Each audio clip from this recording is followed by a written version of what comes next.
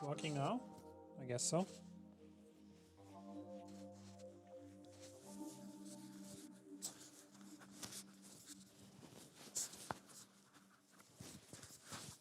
Hey, how's it going? I hope you can hear me. Audio was gone for a second.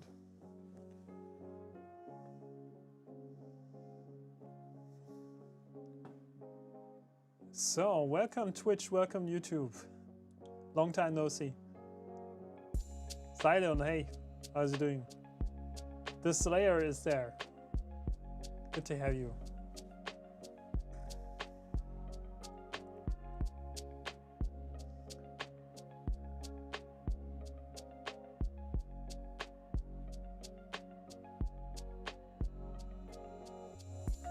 So we're starting in a second.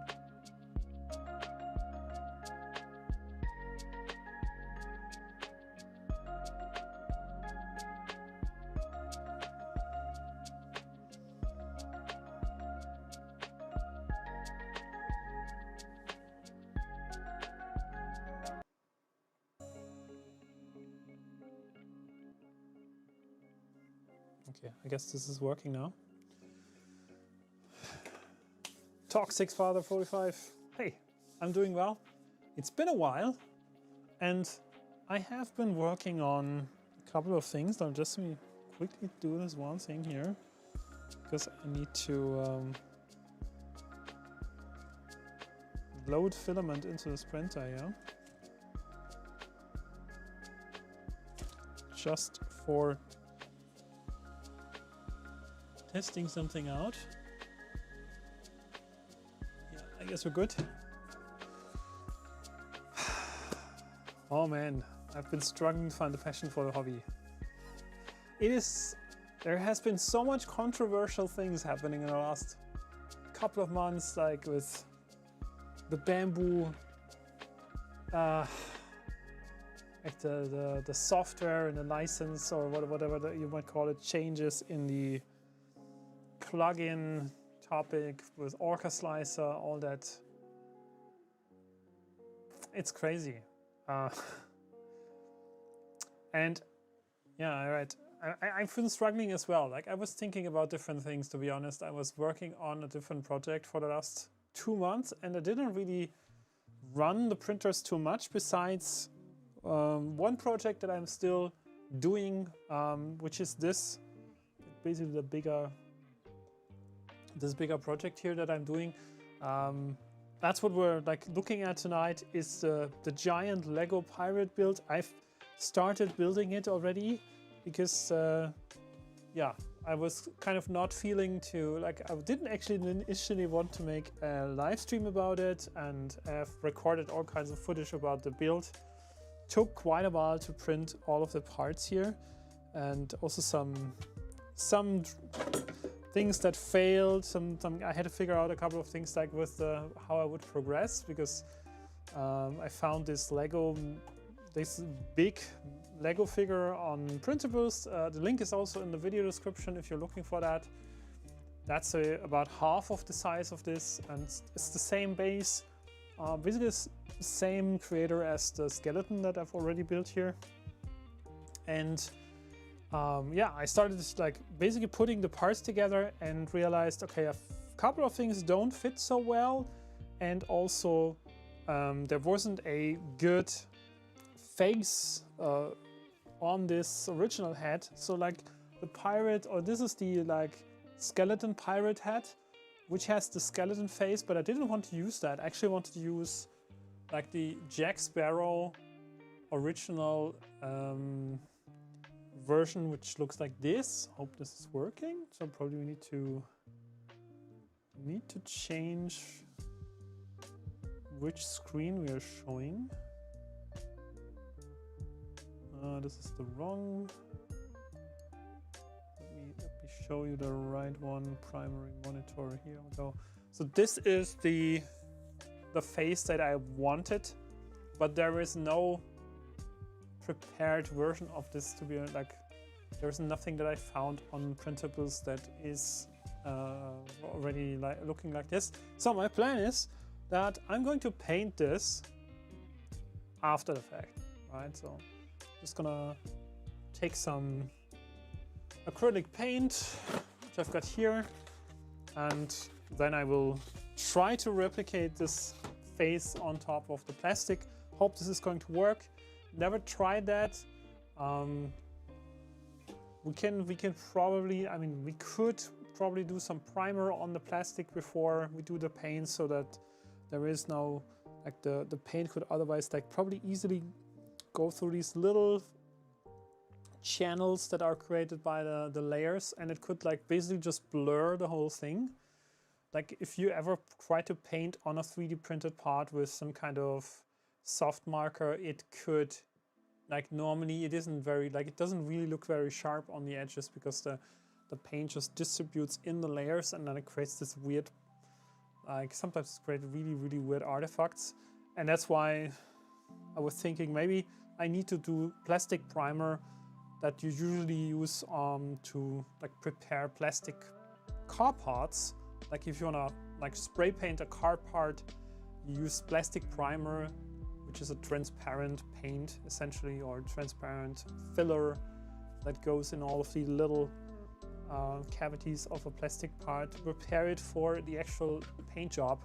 So I think this could be helpful in a way, but yeah, didn't do that yet. So we're just at the beginning of this, and basically just the parts are just plugged into each other, right? This is really simply done.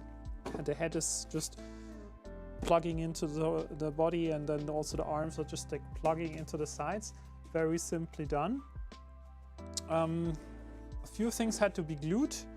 For example, this tricone head, I had to split it into two parts and then glue it together again, because it was still not fitting on the Neptune 4 Plus, which is currently the biggest printer I'm running. I think it has like 320-ish of build volume, and it still didn't fit the whole tricone head.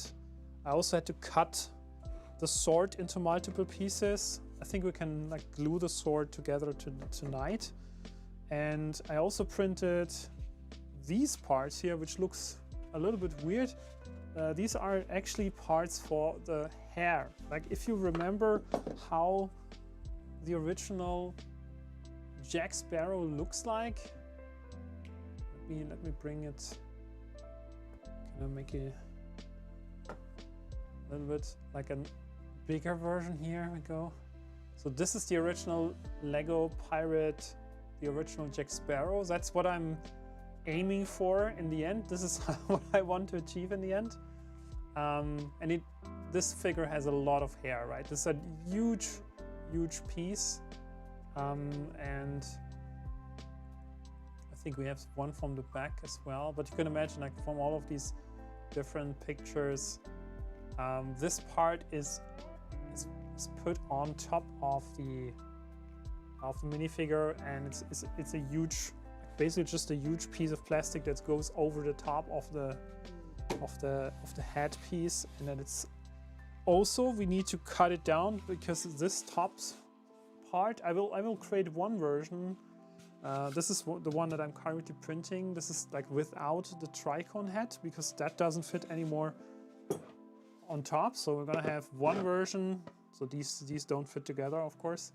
So I'm gonna have one version where the hair is on top of this figure, and then we're gonna paint it red, because that's how the original Lego, I think this is this version here. This is how the original Jack Sparrow looks like, just with this like little head bandage, and the hair is pretty much the same.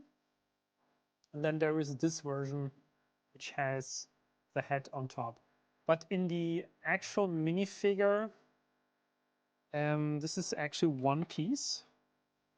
So if you take a look, this is the original. This is one piece. You can take the whole head together with the hair. You can take that off. It's one plastic piece, and then it's just sliding over the whole thing. But I decided that we're going to do it in two pieces. We're not going to do it in one piece. And that's why I'm printing another version of this hair part. That is just going to be cut off at a specific height. We have to measure out which specific height we need to cut it off. And then we can put the head on top, and then we can just, before we do that, actually, we can slide the whole like hair part over the figure, and then we can finally put the tricone head on top. I hope this is going to work. But first we're starting with this version, which is like just the hair with the red top bandage and some little details. Another part that I also need to paint is all of the belts and all of the accessories. They also need to be painted on top of the torso here. Because again, if you look at the original, it has all these little nice details here. Right, can we get a close look at this? I think this is difficult. Maybe you can find on eBay some version of this, but you can imagine here from the images, let's figure out. I guess this one is better. This has a few interesting details here on the body, and this is actually the color. Like we're not fully matching the color, but I still want to paint basically all of these belts on top of the blue part and also on top of the trousers here, right, on the legs. So we're going to paint a couple of things on top, and then the same on the back. There's also some belts and also this like, I don't know, colored cloth that is probably also wrapped around the waist. And then we also need to color the hair a bit here. Like there's one like this little bandage here, the red one, the head bandage, and same goes on the other side. So I think there's a couple of things that are still going to be painted on top of the plastic. And hopefully we're going to achieve something that is coming close, kind of close to the original. So that's my hope here.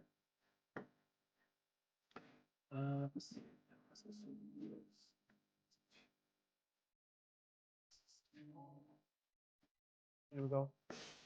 So yeah, this is what I'm aiming for basically, right? So we're still far from being done with this, of course. Now on the other hand, I'm still printing parts for the hair. I still have to print a couple of the connection plugs. That's why I need this printer now, because I forgot about the connection pins. So I will have to go back to the project that I've created for this. And I will have to make a basically I need to open this up again.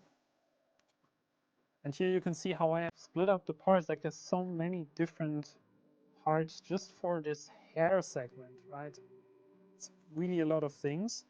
And we need to glue all of that together. Like I'm currently printing this last bigger piece, and we now need to, like, if we want to start now, we need to figure out the sizing of the plugs. Now the sizing of the plug is currently 96% of the original because it was a bit too large, and I want to try to put this on the, let me see if we can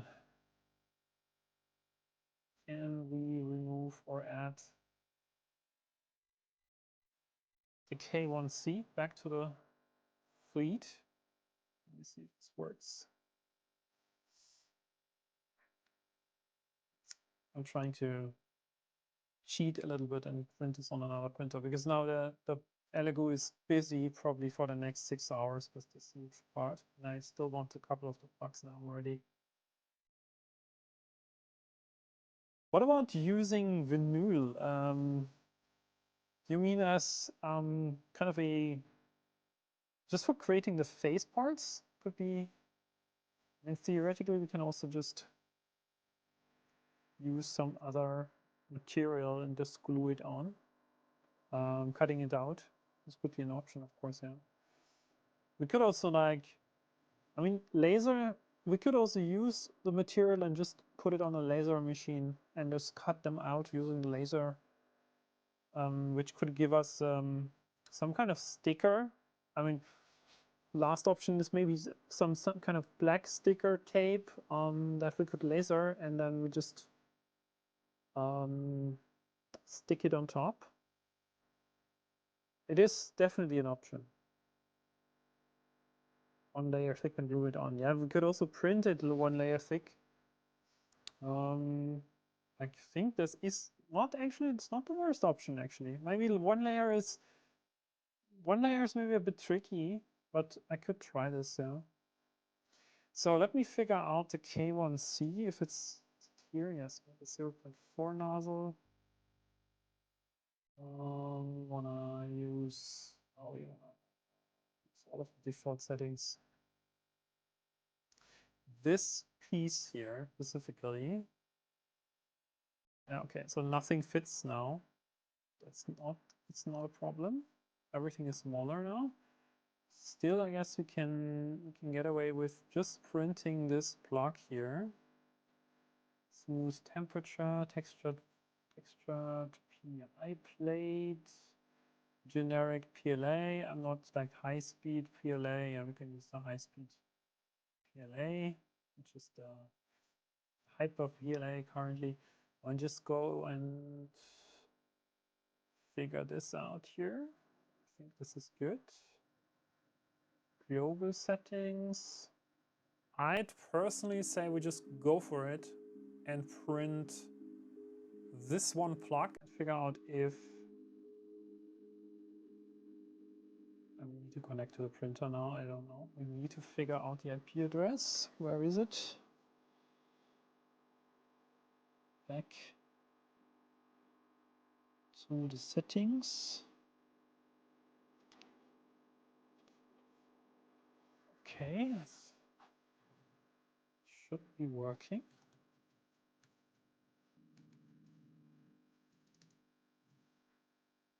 Let's see.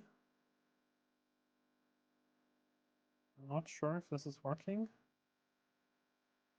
Probably not. Missing the port number. Yes.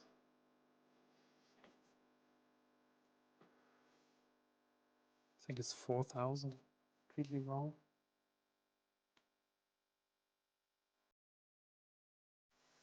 Okay, it's not 4000.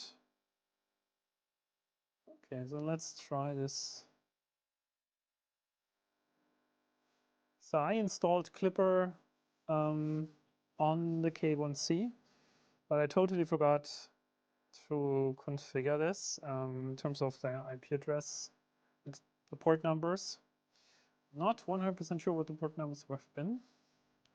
So let me quickly find out.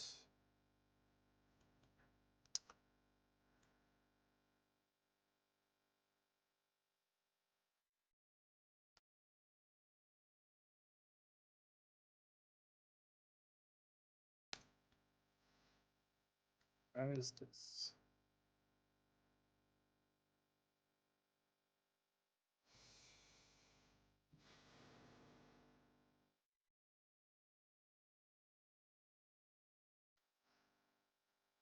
Creality Helper Script Wiki.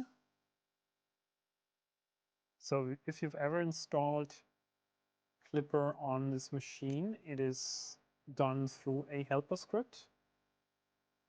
And then you're basically getting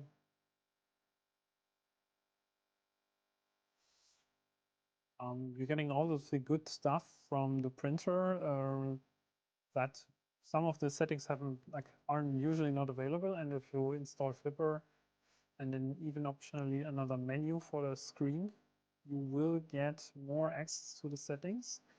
I totally did forget the port numbers. 4408. Main sale is available. Port 4409. Okay, let's try this.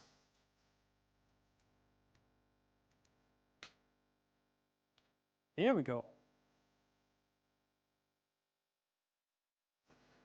That's the printer. Okay, so let's try. Let's try this.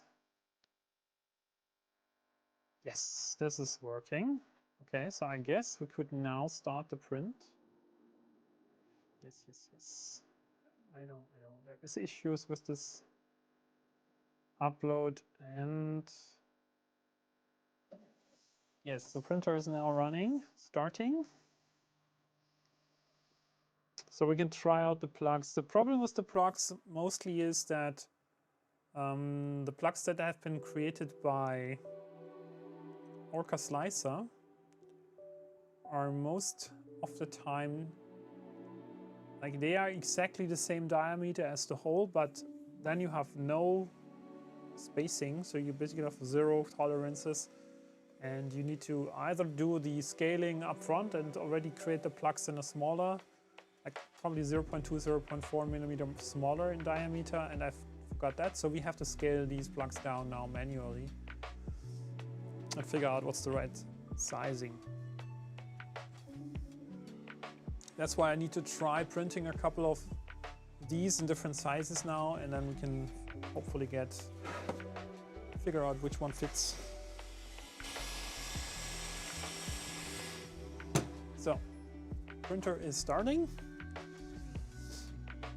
What we can do before we get all of the plugs from the printer, we can try to put together the sword. The sword is giving, like, sword is coming with its own connector plugs. The only concern that I have, probably the holes here aren't big enough, because these are the plugs I also created with Orca Slicer, so we'll probably have to drill them a bit bigger. So let me prepare that. I think we can use, either we use the hand drill or, probably not.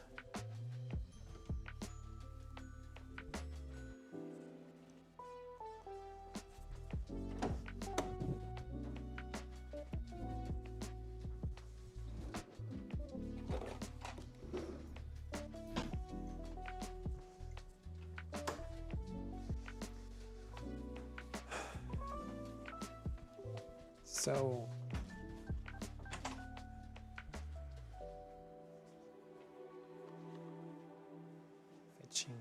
fetching the good tools.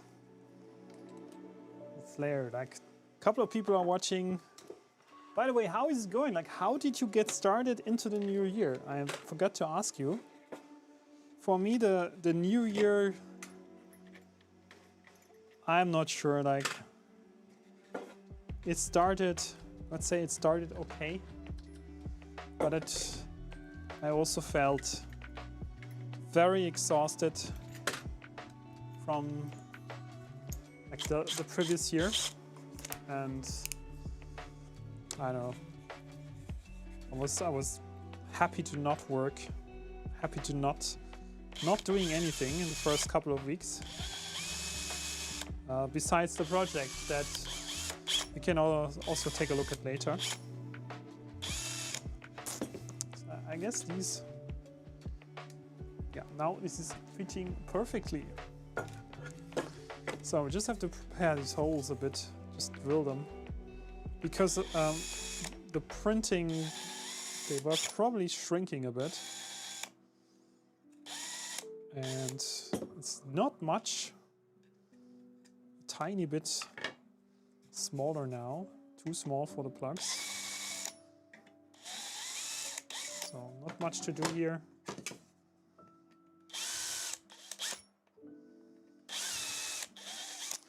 So let's build a proper Lego sword for this little guy here.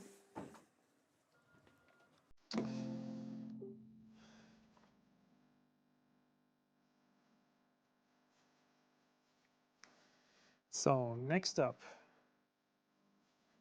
is there still music running, by the way? Oh yeah, I think we can turn down the music now. Don't need it anymore, right?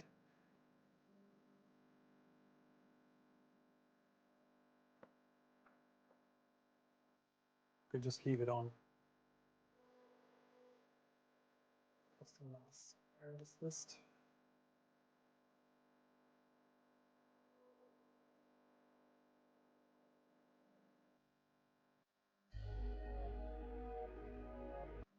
Okay, so let's keep it off. It's probably going to be... That's the problem with these kind of playlists on YouTube Music, that you select the copyright-free music and the playlist is over, then it's switching to something else, and that can cause some copyright issues. So let's get started here. Different sword parts. I guess we're gonna start with one side. First connect the long sides, and then we're gonna connect the short side. So let's do this from here. We have the super glue again,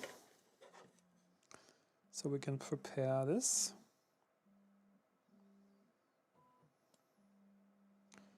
Okay, this should actually be quite easy. And the plugs are really, really helpful with keeping things connected. Usually probably also, you could normally skip the plugs, but I guess with using the plugs, it's just more stable, it's more well connected, no doubt. So I always try to create plugs when I cut things into the pieces in Orca Slicer. It really makes so much more sense. And you can define everything about the plugs, the size, the shape. So it's really well configurable, easy configurable. So now we can just hope that this comes together nicely. At least that it's... Maybe the plug holes are not deep enough. Not sure. I hope this is working. On the other hand, I can imagine that we still probably have to do some filling of the gaps here and sanding. This could be a problem. So I'm gonna drill this a little bit deeper now.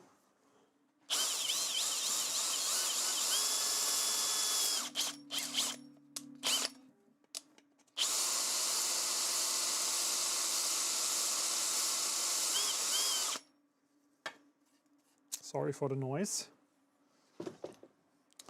But I guess the plugs are a little bit too long, but let's try it anyways. That's also an issue with creating the connector plugs in Orca Slicer, that everything is like scaled 100% and there's no intentional gaps or intentional tolerances. And without any tolerances, then if the plug is just slightly too long because, I don't know, the plastic is expanding or whatever, it's very easy that it can happen very easily that the end result is not fitting well together, like this one. Still, with enough glue and patience, you can still make it work. But you see, this is most likely the plugs or the holes aren't deep enough. Even though I just drilled them, it's not fitting 100%. Okay, it's now better. It's at least a little bit better now. But I guess we need to let it sit and dry just a while so it can dry. And then once it's a little bit dry and it's not moving anymore, you can just glue everything together, hopefully. Yeah, it's a bit So leftover glue here. Why is it still moving?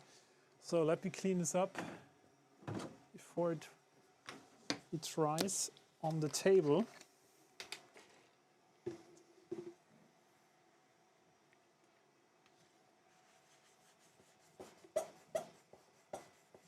Yeah. It's probably too late already. Too late for alcohol. We need the hard stuff. The proper cleaning stuff. We can do that later.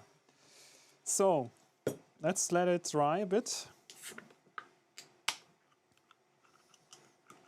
Next is connecting both sides.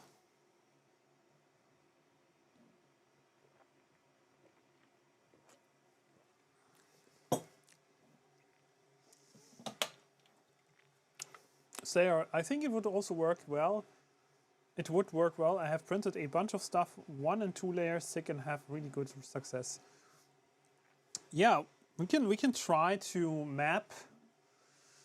I think the way how to do this, we can take the file that is available here, and we could just go. How far is the printer? Didn't double check, but it's working, it's printing. We can take this image. I think I've already downloaded this, right? Did I? Yeah, I have it here. So I have imported this into GIMP.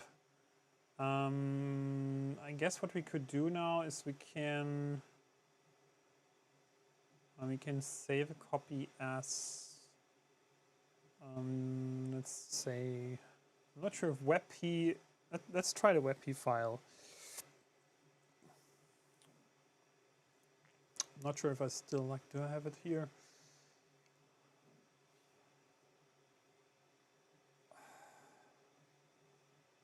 I'm not sure. Probably need to install it. GIMP can help with that.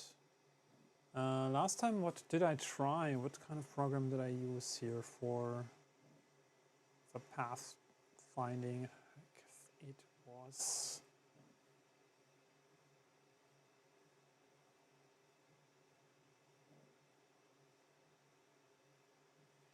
Damn it, forgot about it.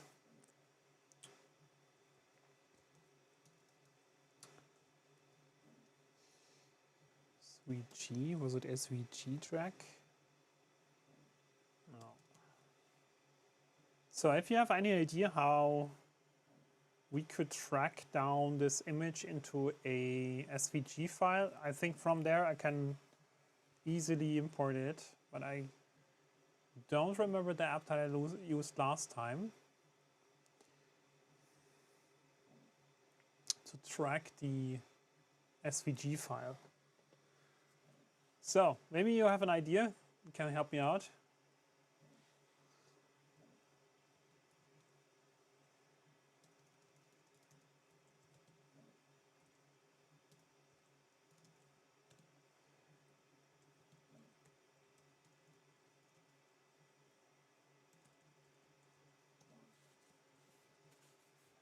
I think Inkscape was the program, if I'm not wrong. Was it?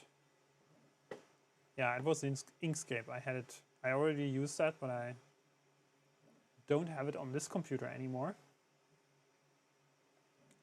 So let's get Inkscape and let's try to convert this picture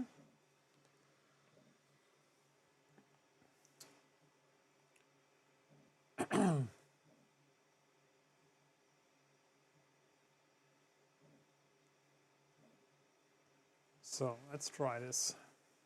Is it working?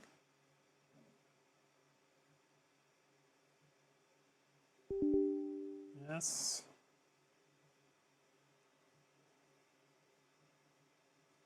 Let's go.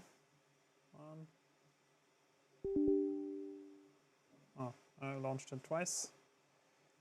So let's go Inkscape, blah, blah, blah. Let's go. So Inkscape is actually quite powerful. Like you can import the file, like an image, and then you can trace parts of the image down to create an SVG file, which then can be imported into Fusion, for example. Probably we will have to edit this before we can try this. It's a little bit too dark here. So I'd propose that we are actually try to increase the exposure a bit so that we only have the essentially are leaving this with black and white only if possible. We can try to increase the contrast.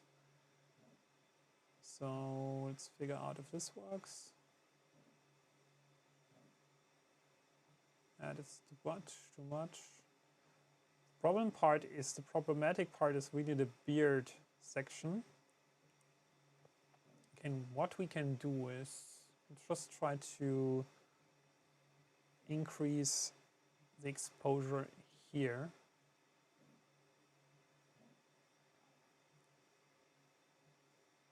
So that could help. And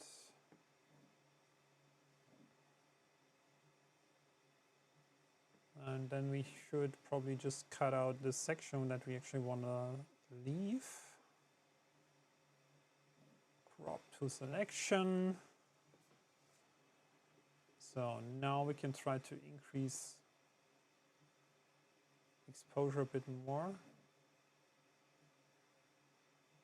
Okay.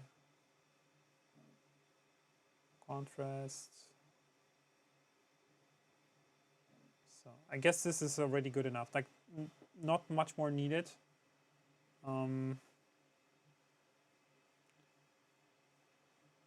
So let's try to cut out. Yeah, we can try to remove everything here with the magic selector. Might look weird in the beginning, but it's definitely working. So we can cut out everything that we don't need.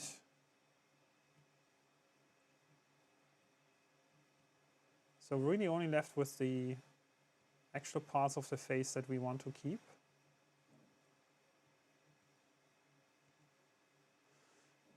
This one is also gone. And that's actually we're just leaving the black sections. Come on. Just leaving everything that we want to print. And then we can trace it. Once we have reached the appropriate level, we can. It doesn't have to be perfect. That's the good part. We just need to be roughly cutting out things that we don't need. Not so much more actually. And then we can just import this file into Inkscape and trace the edges. And then with the edge tracing, this is improving the edge tracing already. And we can then import it into the Slicer program. So let us export this as a PNG file.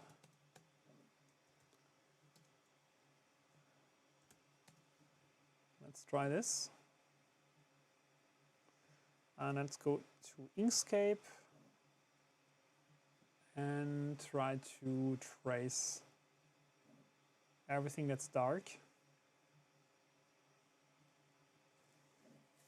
I hope this is going to work.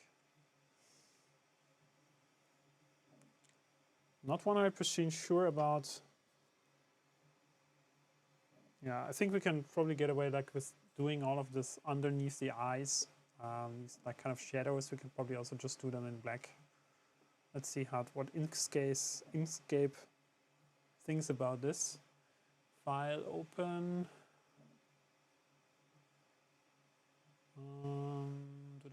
This PC. Why is it not showing me my downloads? Here we go. What did I export it to? I forgot.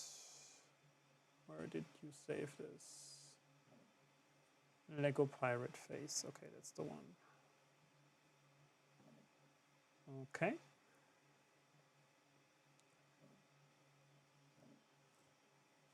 Where's my Inkscape? Here we go. So what we can try now is we can try to path.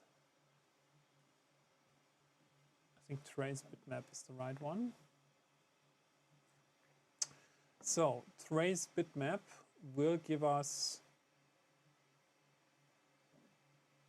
the boundaries of the object. Edge detection is the thing that we need. And this is the preview. It's very small, unfortunately.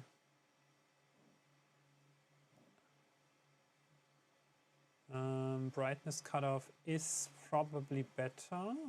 Still, I want the beard. Maybe I need to play with the settings until we get also this beard here. This looks good, actually. So I guess if we had this as a black print, or like we can still leave out the beard parts and print them in a different color. Looks good to me. Okay, so this is the trace. And then we just delete. Oh my goodness, why are the icons so tiny? It's super difficult to.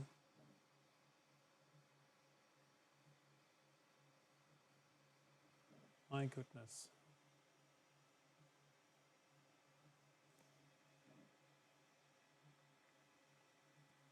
Okay, so this is what's left now. Yeah, I guess this is good enough. This is actually fine. So this is just the paths, the path of all of the black elements that we can print now. And now we can save that as an SVG file. And I'm not 100% sure. We can probably already import that into Orca Slicer. It could work. I think it's supported. We can try that. Let's try Orca Slicer. Let's figure out if we can directly import this. The only problem now is scaling. We need to figure out what scaling we need to do, like how big it needs to be, and then we'll probably need to measure it out on the original face to see what the parts are going to look like. Gonna be tricky with the beard part to glue this onto the round face surface. But I guess we can also warm up the part. Like once we have it printed, we could probably just use the hot gun or the hot air gun and just warm it up a bit so that we can like nicely and smoothly put it on the face, and then just use some super glue to finally glue it on. So let's see if we can use Orca Slicer directly, or if we just have to go through. If we have to go through Fusion, it's also quite easy. So can we open SVG files? I'm not sure if this works. Is it working? Yes. It's actually listed. So let's see what happens if we open an SVG. Actually, I've never tried that. That's an interesting thing. Oh, nice one, actually. Nice one. It's only question is how can we scale it? Probably we can scale it just the normal way. A uniform scale is probably not what we want. We want to have it like 0.2 millimeter. Probably 0.4. So 0.4 millimeter height, and the question is now really what kind of size, like what's the size? I can go here and measure out, like relatively easy, measure the the face size, or at least the height, when we have the face covered like this. And we want to have the hat on, so we cannot put it, don't want to put it anywhere under the hat. Just want to have left, all we have left is this part here. And on the original, well, it's similar, like it starts below, a little bit below the hat. The face starts. So let's say we are adding another 1.5 centimeters of gap until we start. And we still have like 12 centimeters, including the beard section. The beard is a little bit going around the lower edge here. It's still covering the round part here. So I'd say something like 11 centimeters high. We have 11 centimeters that we can fill. So the overall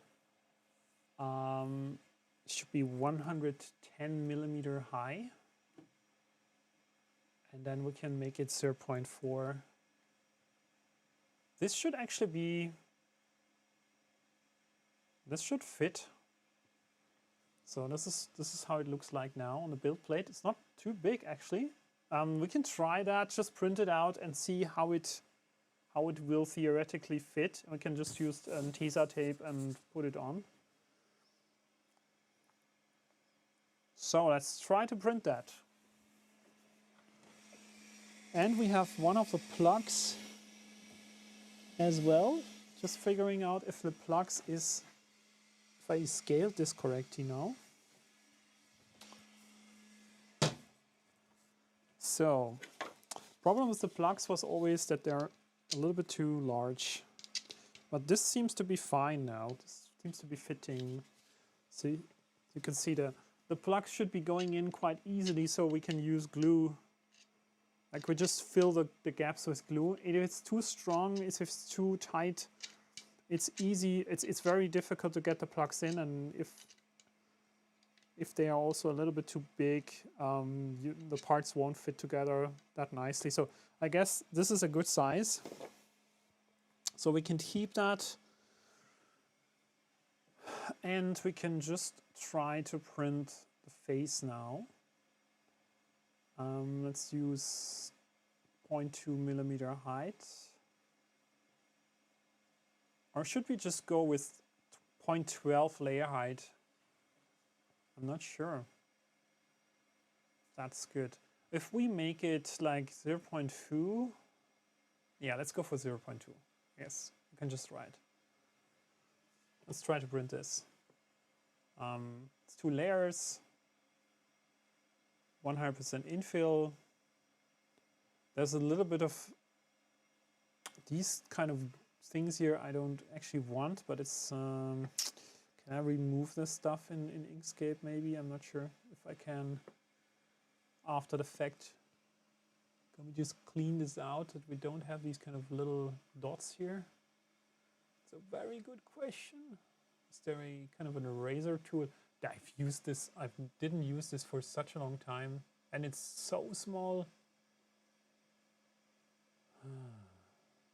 Erase. Okay, so it's a good one. Can we delete that? Yeah.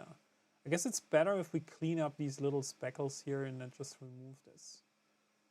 It is going to save us a lot of headaches, I guess, because where is it? Because the printer will try to print those little dots, and then it might create some artifacts on the build plate or something that's flying around, and then we have some potential issues. So let's probably better clean this up. Just remove this stuff here. That was not intentional.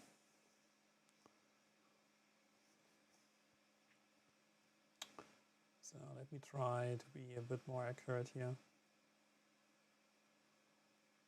So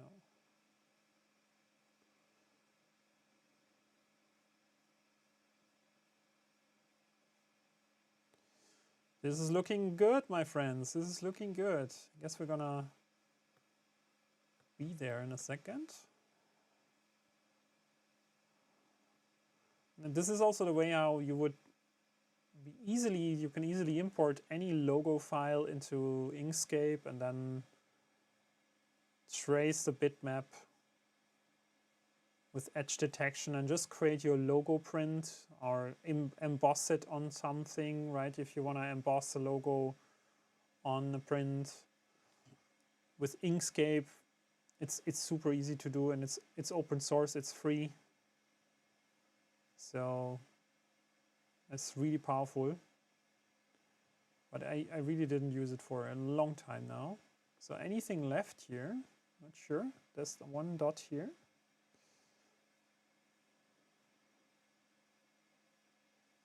It's a bit laggy.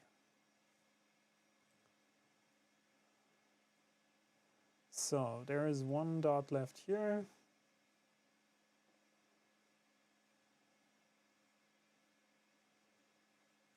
And that should actually be it.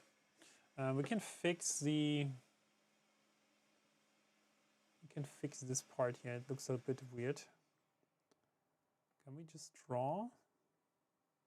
Yeah, just make a little bit of a proper connection here, so it's not that kind of edgy.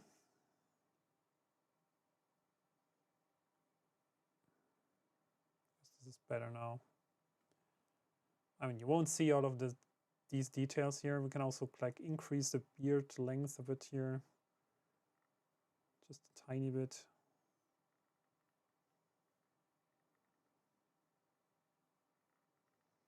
I think this is nice.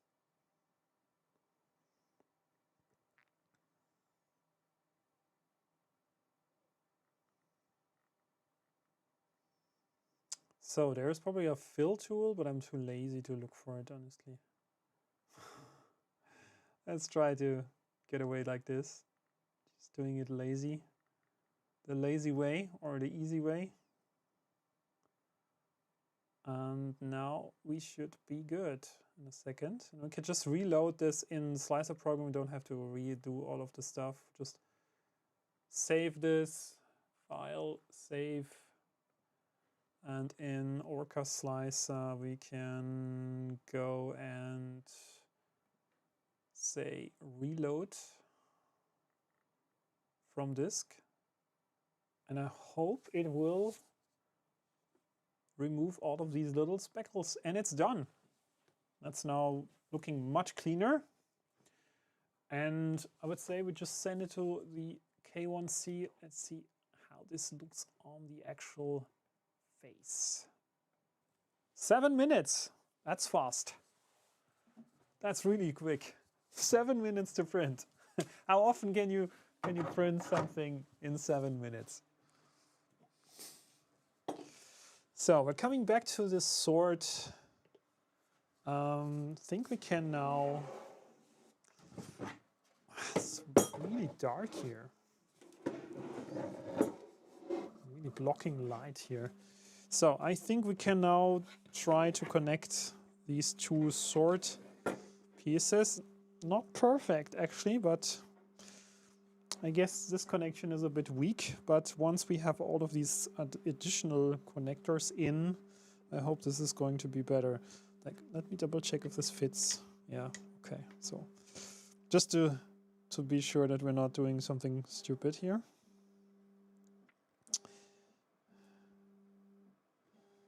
So let's just put a good amount of glue into these holes.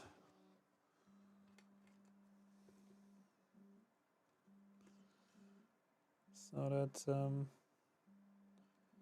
definitely have a good connection. And I need a new glue bottle. This one is empty. But we have lots of spare glue. Unfortunately, we have so much glue here that we never run out of glue.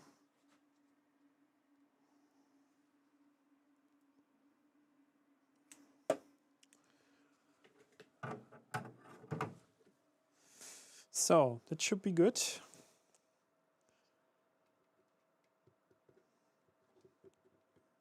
I mean, I'm not trying to be very frugal with the glue, to be honest. It doesn't really make sense to save glue. In this case, I really want a generous amount so that it really fits well. It really sticks together. Let's put the plugs in quickly.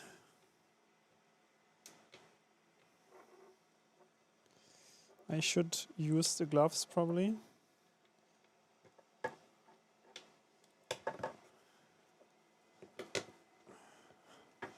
It would be clever, much more clever to use the gloves. So I'm not sticking my hands together.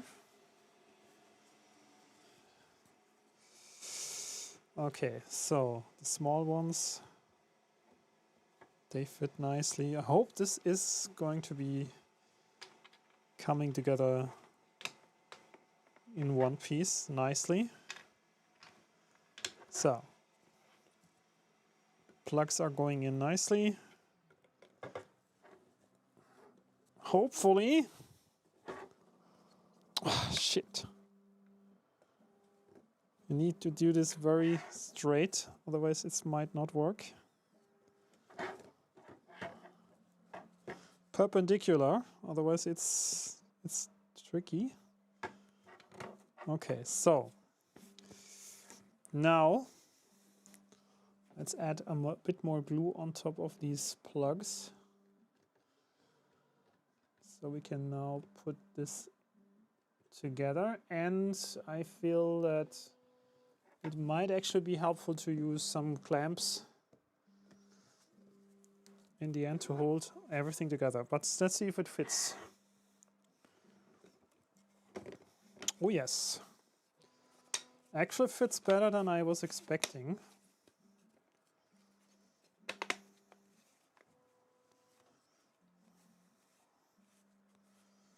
So, but first, just to be sure that this doesn't come, it really holds together nicely, we're going to use some clamps here to hold it.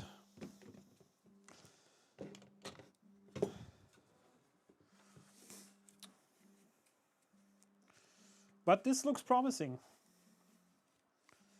That's probably the gap. The only thing that's really weird here is the gap. I think we want to fill the gap a bit with some additional glue. So that it definitely doesn't come apart. So we need to ventilate a bit.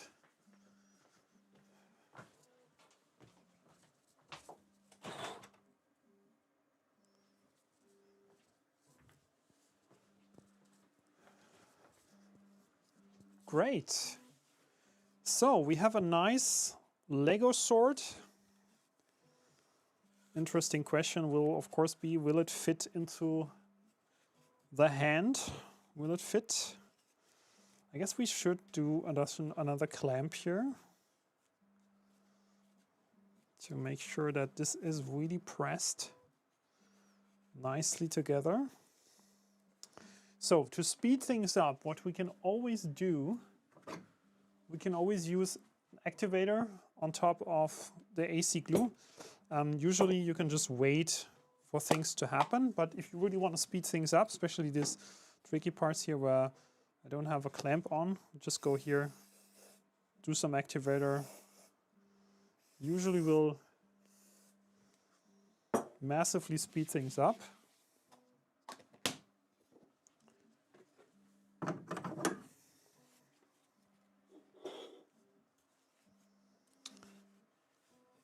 I guess this is already good. Like, it's really amazing how much faster things can be glued with the activator.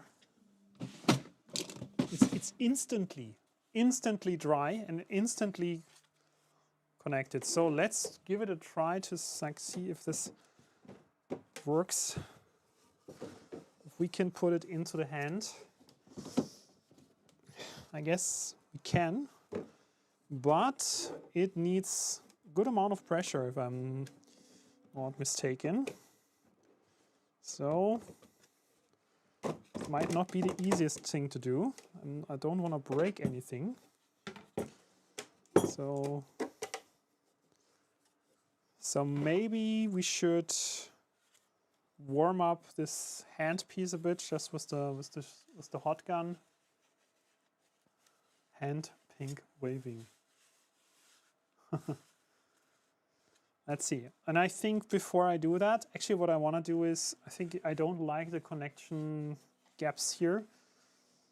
Probably want to add some filler. So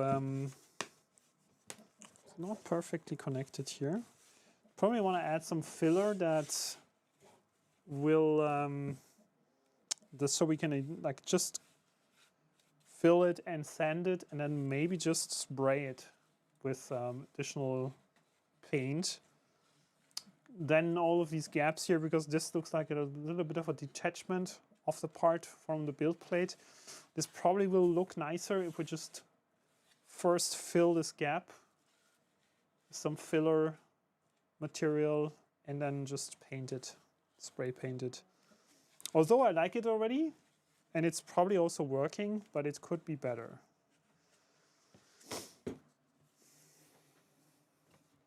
So let's keep it like that for now.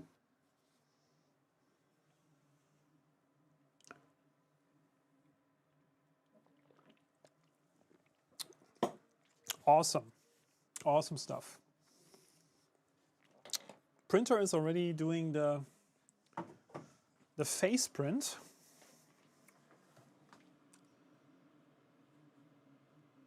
And just gets a really nice first layer, as usually on the K1C. Actually, K1C is really amazing regarding the first layer. And where's my hot nuts? I want to get some hot nuts here, some spicy stuff. Some really spicy stuff. These are the chipotle nuts. I want to eat them now because they're like already open since December, and it's usually not really good to leave that stuff open for too long. Although I have these nice 3D printed clamps to hold the stuff fresh, but it's always better to not leave these kind of things open for too long. One thing to consider. Let's quickly check. Can we still see the printer? No.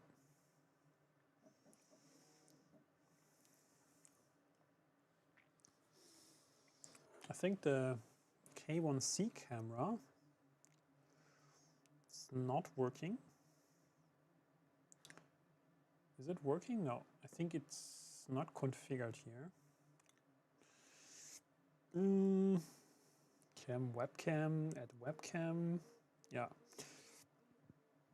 this is good.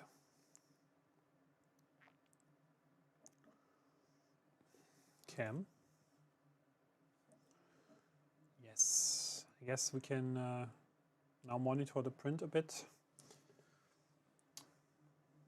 Definitely better. Can we get it bigger? Oh yes. It's not perfect, but this is the camera from the K1C. It's currently printing our nice pirate face.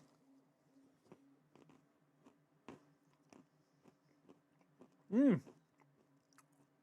snafu, you printed 100 of the chip clips. Are you eating so many chips? Or are you printing it for someone else?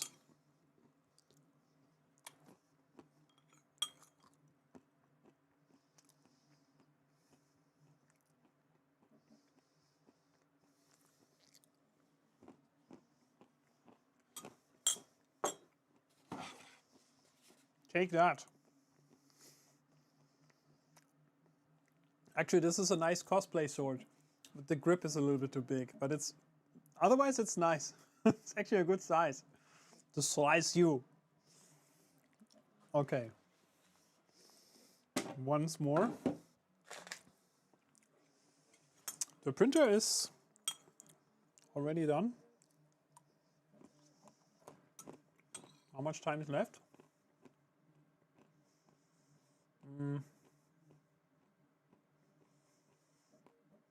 Oh, still 10 minutes? Oh, that timing is really off. The original estimation was like 7 minutes, and now we're already in 12 minutes.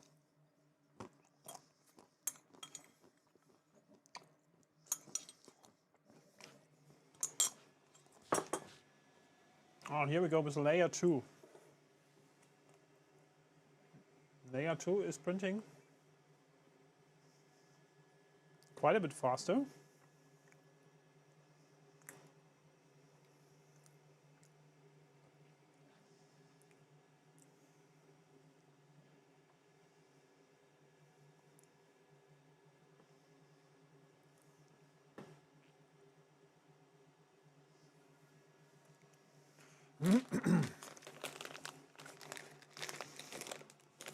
So these have been the chipotle nuts.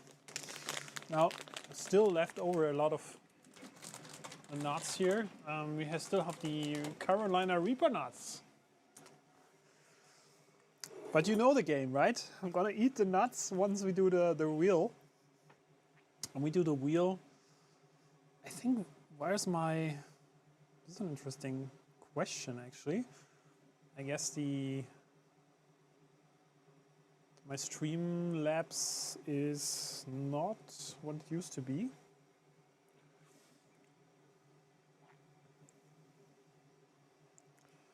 Let me see.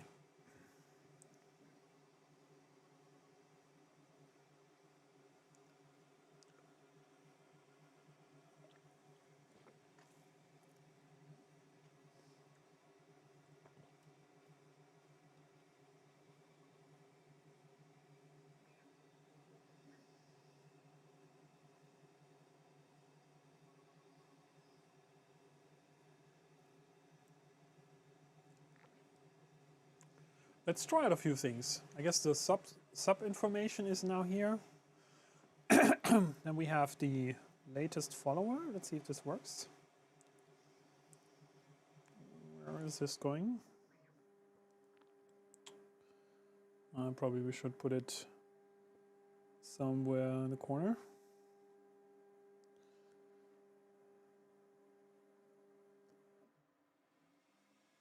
There we go. So I guess we need to wait a couple of minutes now that everything cools down properly, and then we can just get it off the build plate carefully, and we can put it on our Lego head. So probably want to have it cool down a bit faster, although it is louder now. So let's prepare this.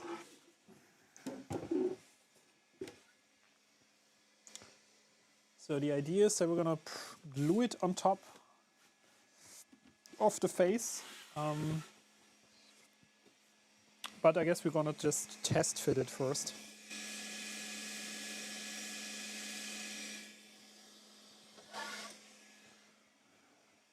This is what we got so far. This actually looks pretty promising, but I think the first thing that we need to do is like figure out if it's flexible enough or if we just have to go back to one layer. But testing that is super fast.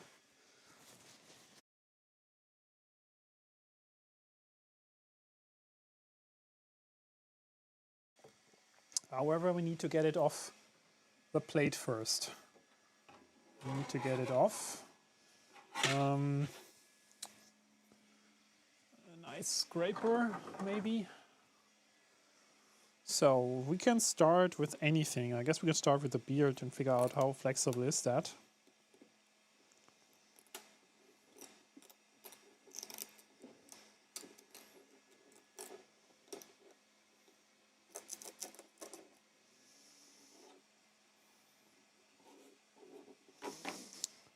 But I guess this is actually quite flexible. This can actually work. So putting that on here is definitely going to work, I guess. And just want to double check with the original. Are we doing the right thing?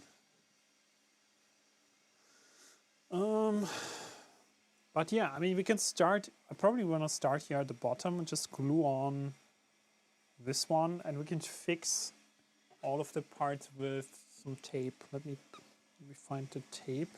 This one here. Just test fit the things using the teaser tape.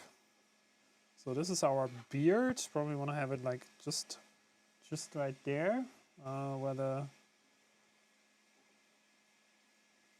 rounded part is. So let's test it here and say we're gonna tape it on a bit,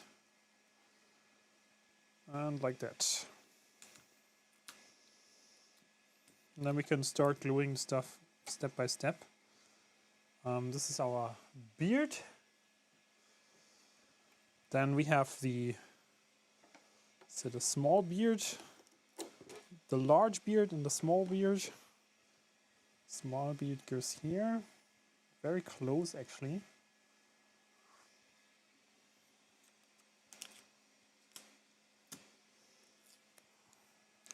So let's try to fix it here a bit. Not much distance actually. It's actually very close. It's a bit too close.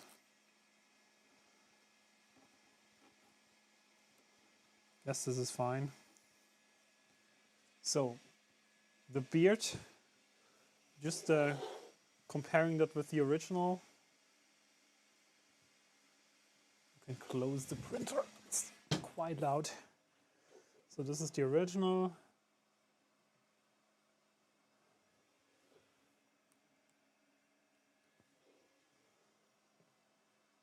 Yeah, I think we're getting there. This is pretty good.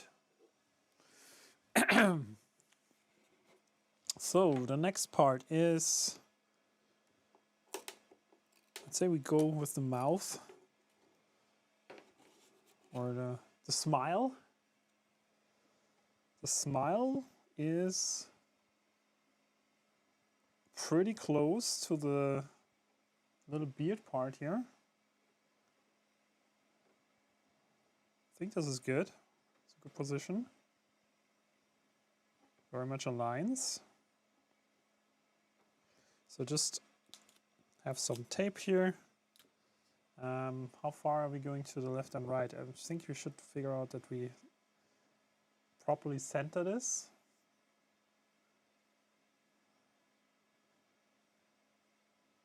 So I think this is pretty good.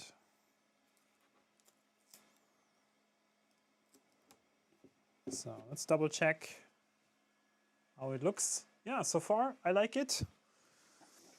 Then we have the nose beard.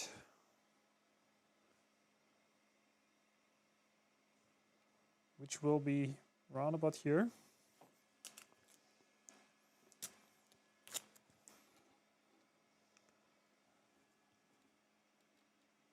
Just checking the original picture and centering this properly. I mean, it doesn't have to be super, super perfect, but just want to have it somewhat centered. It's a bit tilted actually on the original. A bit tilted like this, tiny bit.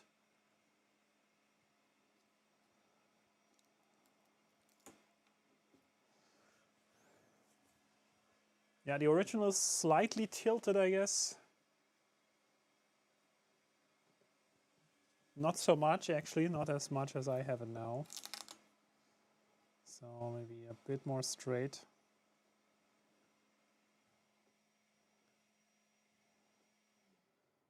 Actually, I think the mouth is actually a bit less tilted, looking up a bit more like that. interesting how these tiny changes in like just the orientation is going to change the, I would say the facial impression, or how it's meant to be. So let's have that. Right eye, just about here. With the eyes, we have to be careful, because if we put them too close, this guy's gonna look pretty stupid. On the other hand, this is promising. This is really looking promising. I think we don't need any white, additional white. Like if we put them too close, this is looking a bit stupid. So we need to put them further away, tilt them a bit. So the eyebrows are actually a little bit tilted inward.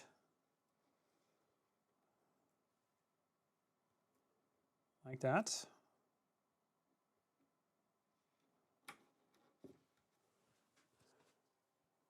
Looks nice. I like it. So now the eyebrows. This is like what really makes the say, how is it looking friendly, or is it looking like a little bit grim? I guess the original looks pretty much like questionable. Say, or it's asking question, or like curious. Maybe curious is the better word. How it looks on the original. So what's left now is really to glue the stuff on. Not the easiest task. But hopefully we can use we can go top down or something like that, or bottom up. I guess this is pretty much what the original position was, more or less. But it's yeah, it's not exactly the same. But I think we can make it. We can change it a bit around. How do you like it so far? I guess the side beard is also missing still. This may or not make a little difference in the impression. I guess this was somewhere around here.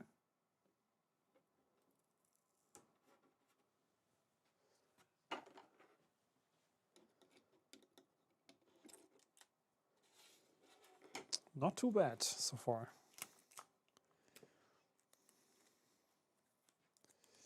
Okay, last piece, somewhere here, I guess.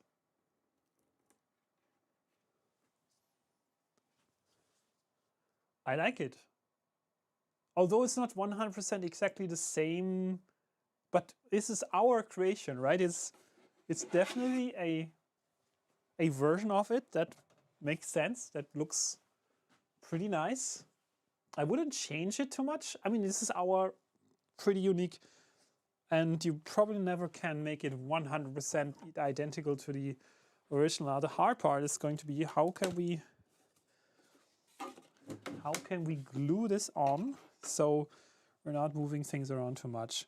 Maybe we want to have some kind of reference point, like maybe this little beard here is going to be our first part that I'm trying to fix. And I can imagine that using the tape to keep it in position is not the worst thing. Or we start with the eyebrows. I think that the tape is now probably in the way. Actually, let me start at the bottom. Let me start here.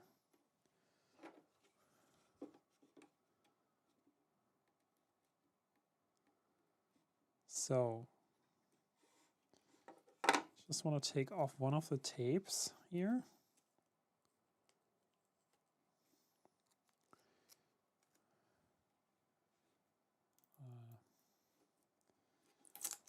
Okay, so it's unavoidable.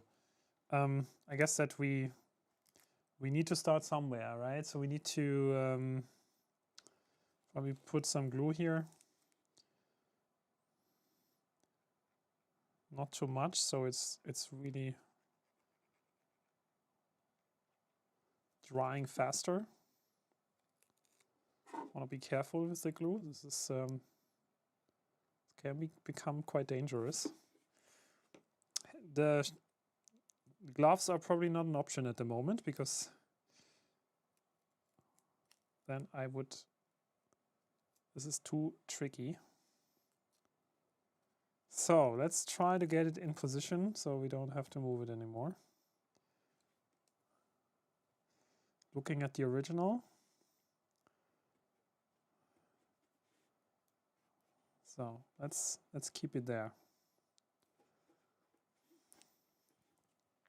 It has to be here. It's not changeable anymore. So I'm trying to tape it down even a bit more, especially here in the middle, so it really has contact. I think it's not going to move anymore. But definitely the glue is already working, and probably in a couple of minutes we can already take everything off, like the tape can be taken off. So the next part, I guess we're gonna do the little beard here. Keep the tape on.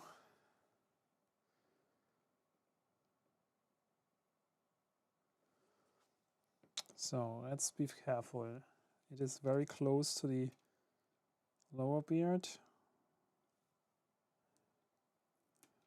And that's fine. I would say we are not gluing the mouth yet, because this has to stick first and I need to take the tape off. So maybe waiting a couple of minutes now to let it dry, and then we can take the tape off so it's not going to come off. Now, the facial expression changes with this, right? It's now different. Nice one. I still like it a lot. So can we continue maybe here on the side without actually taking the tape off? This could be an option. Does it work? Yes. Just turn it over like that. Just don't release the tape. I guess this could work. So just turn it over again and let it dry.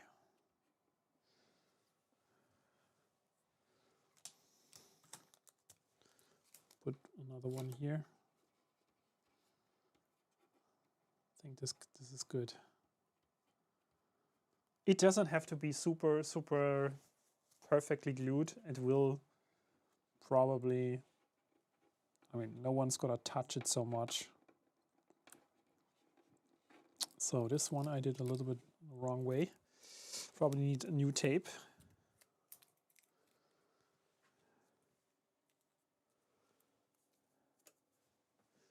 But without the tape, it is really difficult to do it with the super glue. We need it actually, so I can hold it in place and I can actually get this down without like doing my fingers. It's just so tiny and so thin. So let's try get it on.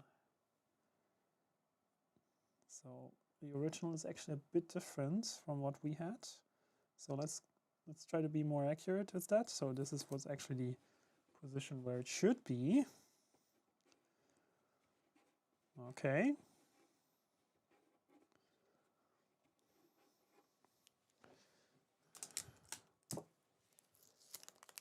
Put it down. Not moving. And I guess we can already take off the tape here at the bottom part. It's not easy. Let's try like this.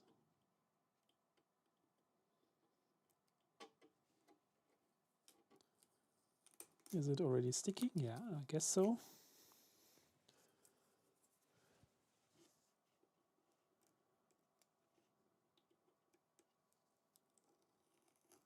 Nice.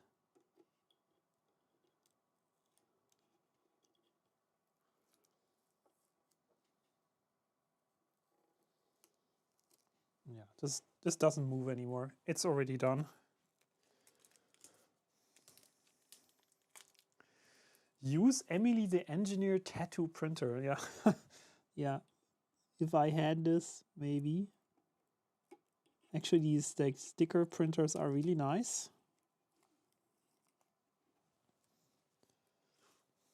So we can now continue with the mouthpiece. Yes, same way as like double checking. I still like it, so it's. I think I wouldn't change it now. I would just do it the same way. Just have the glue on, and then we turn it over.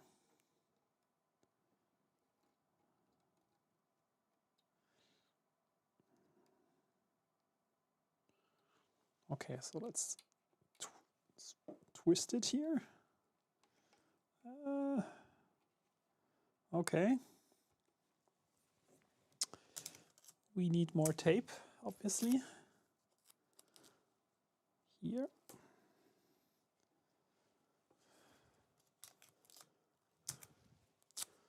And here. So this is really sticking.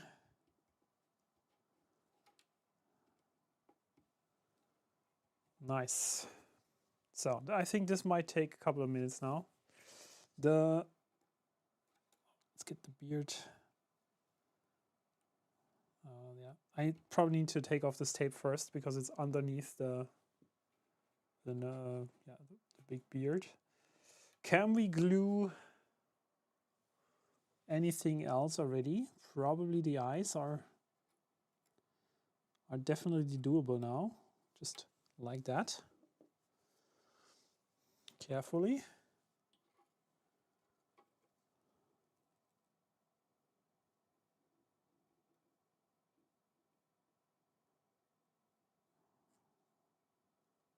So, and they're already done.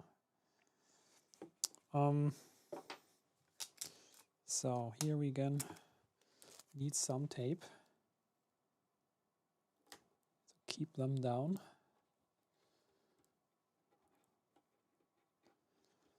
Can we do the same here? Yes, I guess we can.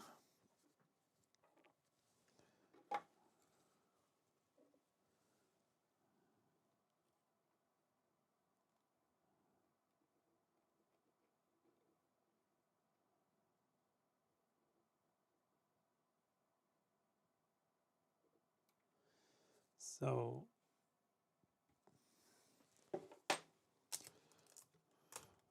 wow, this is going actually better than I thought. It's working really well. So only thing missing now, beard and the eyebrows. We want to wait because there is tape underneath now. We need to let it dry a couple of minutes. Nice one. Print negative mask and spray paint. Yeah, but I think the original, idea from Slayer, I think I like it because it's really all 3D printed, right? That's actually nice. I mean, the same, we could do something similar with the belt pieces, right? If we want to have the belt pieces, we can also try to do it as a 3D printed part. But it is going to be a more difficult thing because I don't have a painted version, or probably have to paint one myself. We can try, maybe we can take a picture of the original and then zoom it up and really like work with that. Cutting out of the pieces. It's probably doable. Yeah, it could work. But painting it myself is also an option, I guess.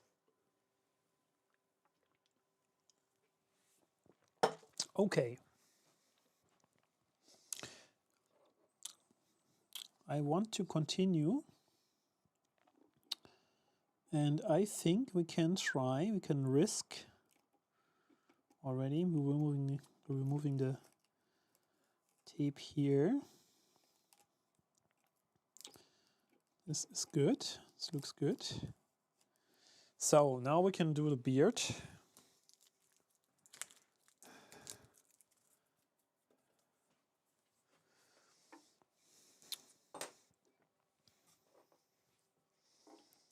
So flip up.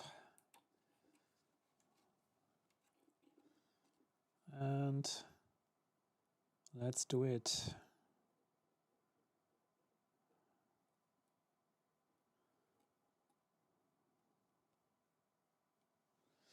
Nice. Okay, we definitely need tape here.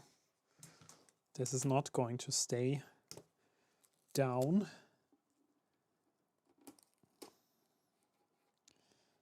This side.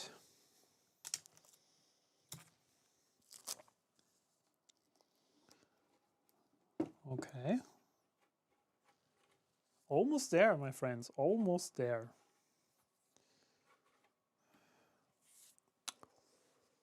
How do you like it so far? I think it's still what we originally had. And if you just imagine now with the hat, it really looks nice, really looks nice. I like it a lot. I think we still have enough space between the hat and the eyebrows. Yeah, it's still working pretty well.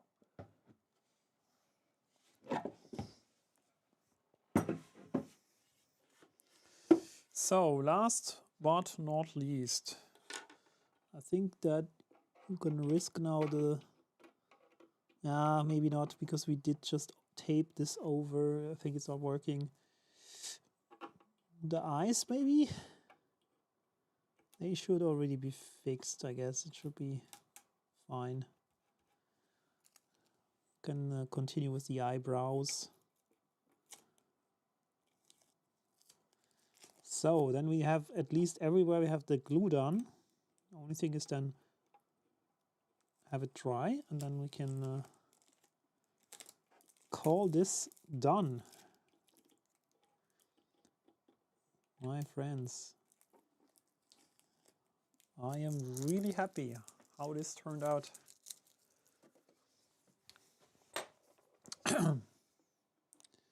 Okay, let's do the eyebrows.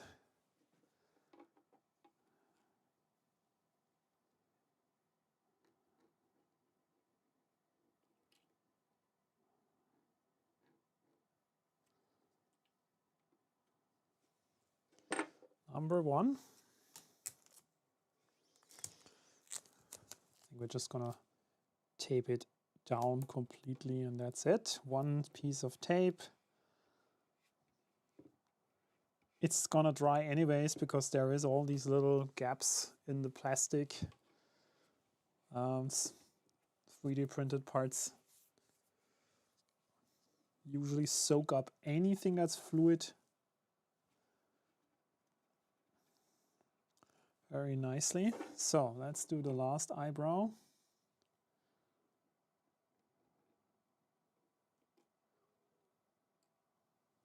Nice.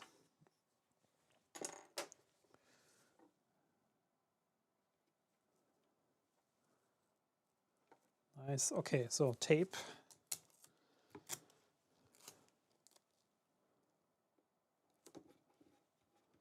There we go. He has an interesting look, I guess. He's like looking like that, so a little bit like that. Like skeptical, a little skeptical. Well, that's like how the pirate looks like, right? It's like Jack Sparrow looks like that, I guess. Hey, Evo Clark.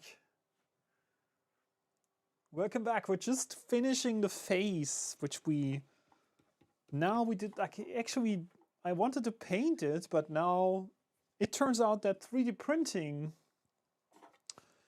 this from a drawing is the better option, and it really looks good. Probably was actually easier than my original plan. Probably easier. So the glue is still drying, but I guess we can already say that this is a good result. And it's like from a scaling perspective, this is also good because that's how the original looks like, right? That's the original Jack Sparrow face. There's also a variant that's here on the right hand side. It's also nice. This is the scared version. So we still have, I mean, we can still go and also do a scared version. How it's done in the original is actually funny because if you didn't never look at these kind of little minifigures, there is the face, which is the one that we did, right? The frowny, or let's say the skeptical face. And then if you just turn the head, it's on the opposite side. There is the scared face, and you just can turn it 180, and then you have a scared face Jack Sparrow, right? That's what we're building in a big version. So the problem with that is that I figured that this head is not going to turn. It is so tight, such a tight fit that you can just not easily turn it. I would have to take it off completely first, probably make it a little bit, like probably work on the inner diameter with sandpaper so that I can also like turn it easy. Like I didn't check that before printing, probably should have scaled the inner diameter a bit better, but this is still an option. I can still do a face on the other side, and then but that doesn't work if you, like, this only works if you use the black hair, because the black hair is sort of hiding the face on the other side. It doesn't, like, if you don't have this kind of hair on top of the head, you would always see the opposite side of the face, which looks then very weird. But yeah, this is how Lego works, right? Okay, so face is done. Next up, we still need, I totally forgot, we need a lot of these plugs. We need actually 27 more plugs.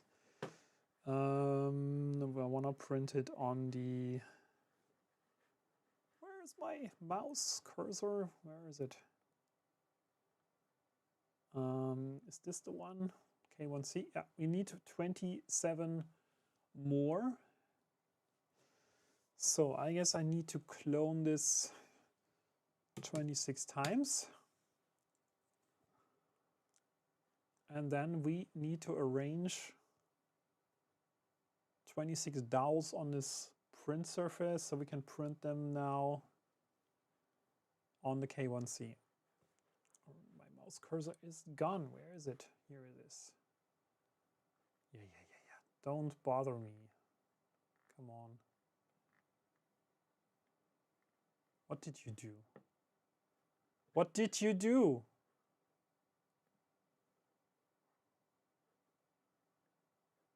So I just want to do this on this plate, my friend.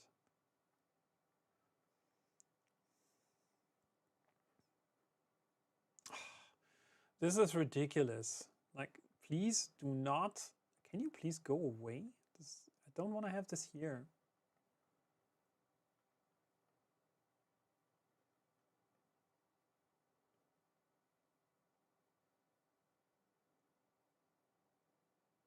Okay, so this looks better. So please only do the stuff that is on this plate. So we can print the dowels on the K1C.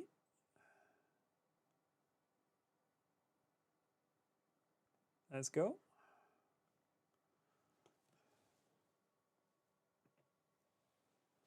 It's uploading.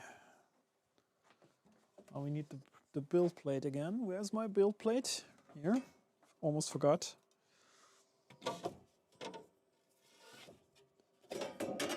Come on.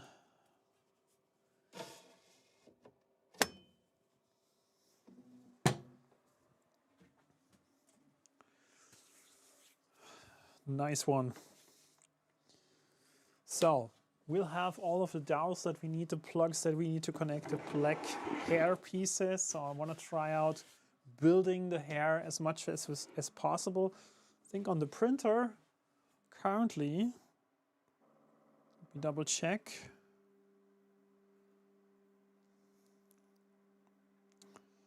How is it looking? Well, the part is still printing, so the last part is for the hair is missing still. So definitely need to wait for that. But in the meanwhile, first of all of the pieces are probably dry now, and then we can start. Once we have the plugs printed in a couple of minutes, we can definitely go and start building the hair part. The hair piece. How do we call that? The artificial hair for this pirate. Like he lost all of his hair, so he needs now some like artificial hair. 3D printed hair for the pirate. The poor guy doesn't have natural hair anymore.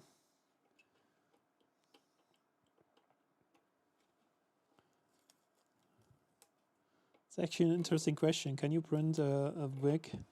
Is it possible? And how would that look like?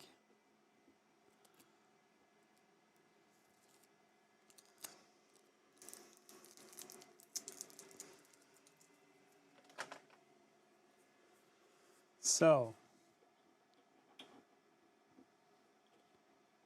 yeah, this is really holding well. Nothing is coming off, so the super glue is dry. Not the easiest to get the tape off though, but we can do it. Why it sticks so well specifically here, I have no idea why this is not getting off. Can we not just take this off, please? Okay.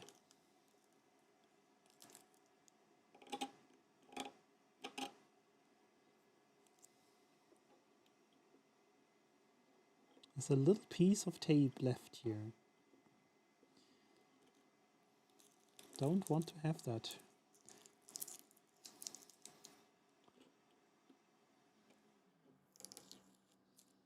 There we go.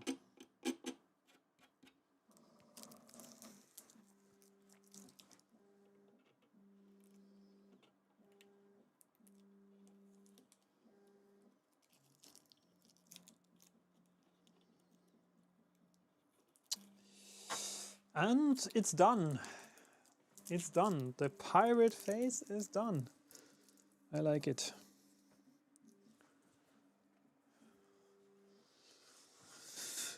Okay, so what's left to do?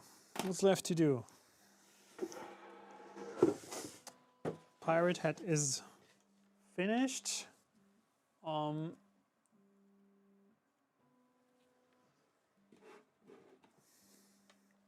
Guess what we can do now?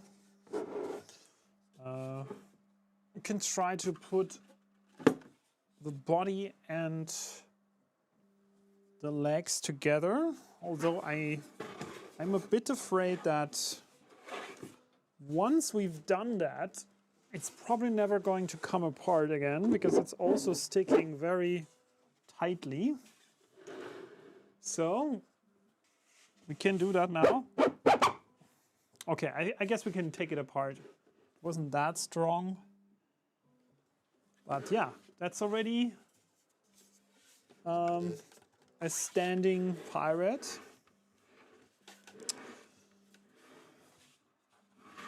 My friends, and he's looking suspicious.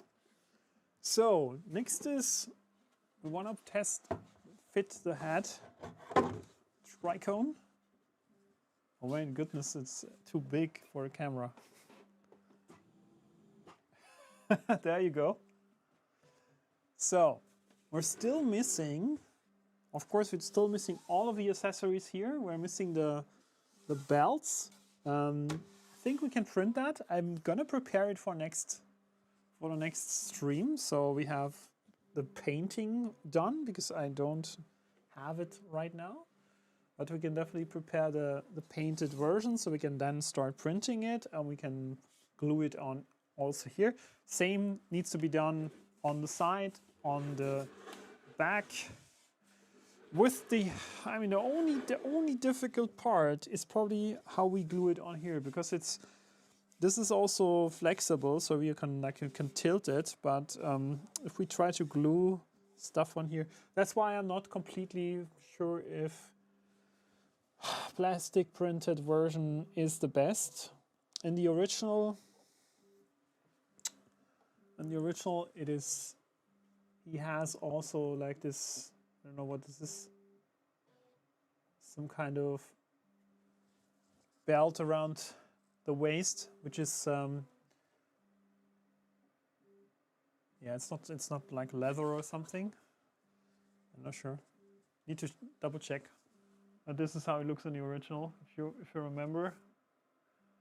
So there is a couple of pieces that probably better to be painted. I'm not 100% sure. Maybe you can mix it up and say we partially do print stuff.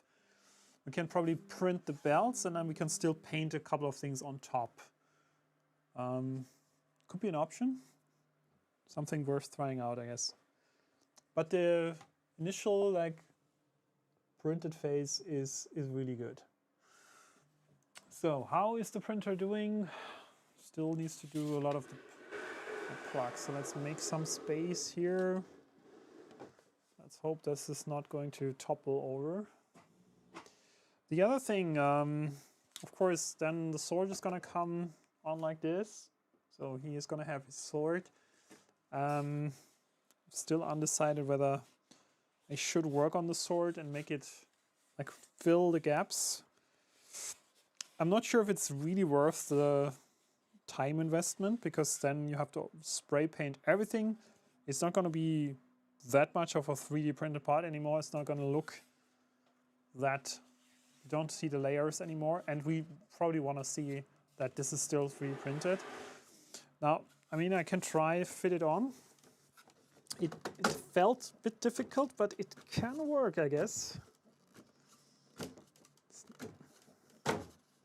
Yeah, so not completely in yet, but here we go. Here we go.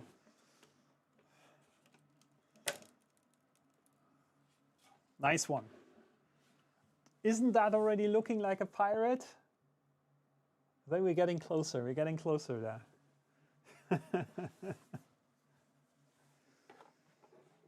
Oh God, what is this? Do we have someone spamming? Can we? Okay, let me take care. Not sure if this is still there. Is it still in the chat, or is it already deleted? Let me see. Twitch. There is so many spammers out there on Twitch. It's unbelievable. You deleted it. Oh, thank you very much. I think you have the admin rights. Yeah. Thanks so much.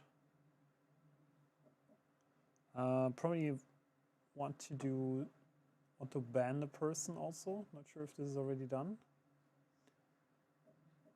Did you ban the person as well? Okay, great. Thank you. Awesome. Awesome.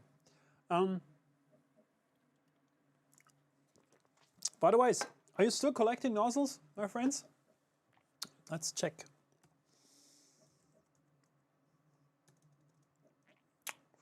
Let's check if we still have the nozzles.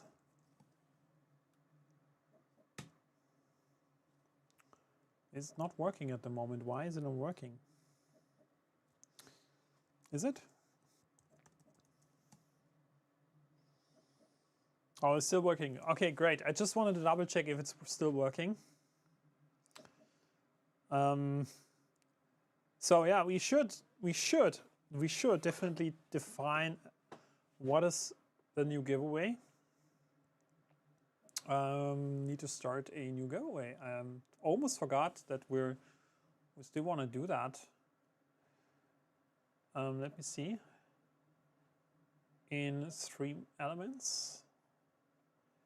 So there is currently no giveaway running, I guess. It's already closed. So let me just copy paste the previous one. And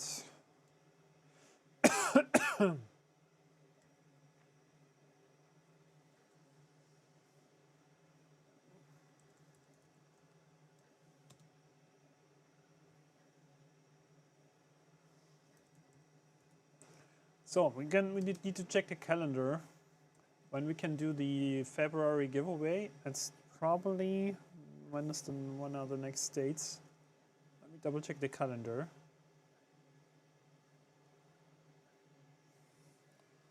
So, planning to come back on Wednesdays as a normal check-in date. That means the last Wednesday of February is the 26th.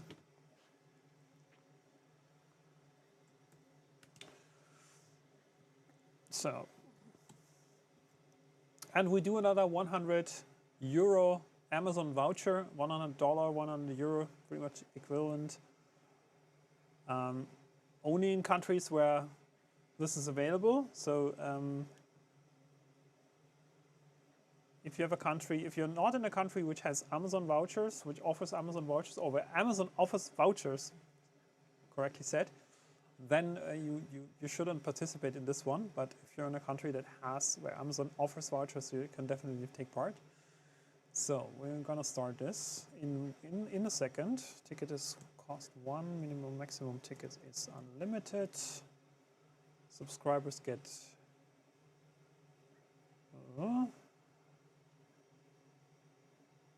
confirmation. Okay, so it should be good. Create and start. I hope this is working now. And it should be announced. Why is it 2024? Why did I write 2024? Okay, it doesn't matter. It doesn't matter. I won't stop it now. I mean, okay, we can probably just close it. No. We can just start it again. Damn it! Why? Why did I write 2024?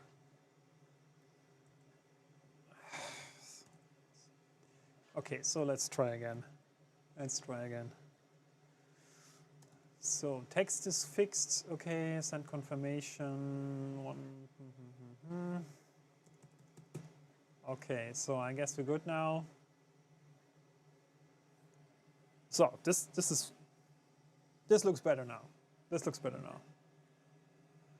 So you can participate any time, right? Also, if I'm not live, you can go to the Twitch page and enter the giveaway. How to do it is basically if you hit exclamation mark, if you just send exclamation mark giveaway in chat, you will see the link in chat, in a Twitch chat only.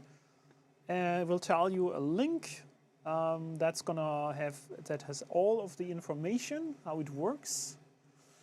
How to collect nozzles. It's basically you come to the stream on Twitch, you watch the stream, and every couple of minutes you get new tickets or nozzles, and you can then collect the nozzles over time. You can spend them for the giveaway if you want to, and if you don't want to, because you're not interested in the giveaway, then you can also just keep them. And some people already have collected quite a few nozzles. Excuse me, I'm just closing the window. It's getting too cold here. And so you can just collect the nozzles, keep them as long as you want, and at some point if you say, I'm interested in doing or in joining the giveaway, you can spend the nozzles for tickets. So you don't have to pay anything. It's just about watch time. The longer you watch. Now all of the subscribers, basically all of the Twitch subscribers, not YouTube subscribers, they will get, let me check loyalty settings, how much more. I think as a follower I get a bonus of 30 points. And as a subscriber, you get double the points than everyone else. Like, it's basically just a matter of having enough nozzles in a giveaway, and then it's better a matter of probability. Like, if you have 100 tickets in the giveaway and someone else has 50, your chances like 2x. And as a subscriber of the channel, you get twice as many nozzles. But you can always decide whether you want to spend them or not, right? So it's like your choice, your decision how you want to handle this. Okay, so our pirate. Where is my pirate? Here it is. It's so awesome. Let's put the skeleton next to it. I guess I want to see whether they are really identical in the size. Come on, let's do this. So, this is the pirate. This is the skeleton. Like, just curious. The hand. Why is the hand coming off here? Please don't get out of here. Okay. So these are the two guys. It's pretty much identical in height. So that's actually the same designer, by the way. That's the same person who designed this. I've put the link down in the description of the YouTube video, of the YouTube stream. This person has created the skeleton and also this. Like, this is actually a normal Lego minifigure, and then there's all kinds of accessories that you can download, like the hats, different wigs, different like swords, and also like some pirate accessories and stuff. So you can really make it your own, and you don't have to print it that big because that's like extraordinary size. It is actually twice. It's 20x the original. Like 20x doesn't really sound like 20x, like but it's actually 20 times bigger than the original minifigure. And this original design from Printables is 10 times bigger than the minifigure. But I really wanted to go even bigger, and that's why some of the parts need to be like split for printing and cut into multiple pieces and glued again back together. But if you go for the 10x version, you can probably print parts mostly without cutting them into more pieces with like a standard printer. And yeah, this is gonna get, I'm thinking about whether I'm gonna put it on my front doors, to the front door of the house, or if we are going to give it to the Lego Museum in Rosenheim, which is like if you know these guys here, I'm a huge fan. I mean, let me show you the channel, which is actually really amazing, but please don't leave the stream. Keep it for later. I'm gonna post the link so you can maybe save it if you're interested.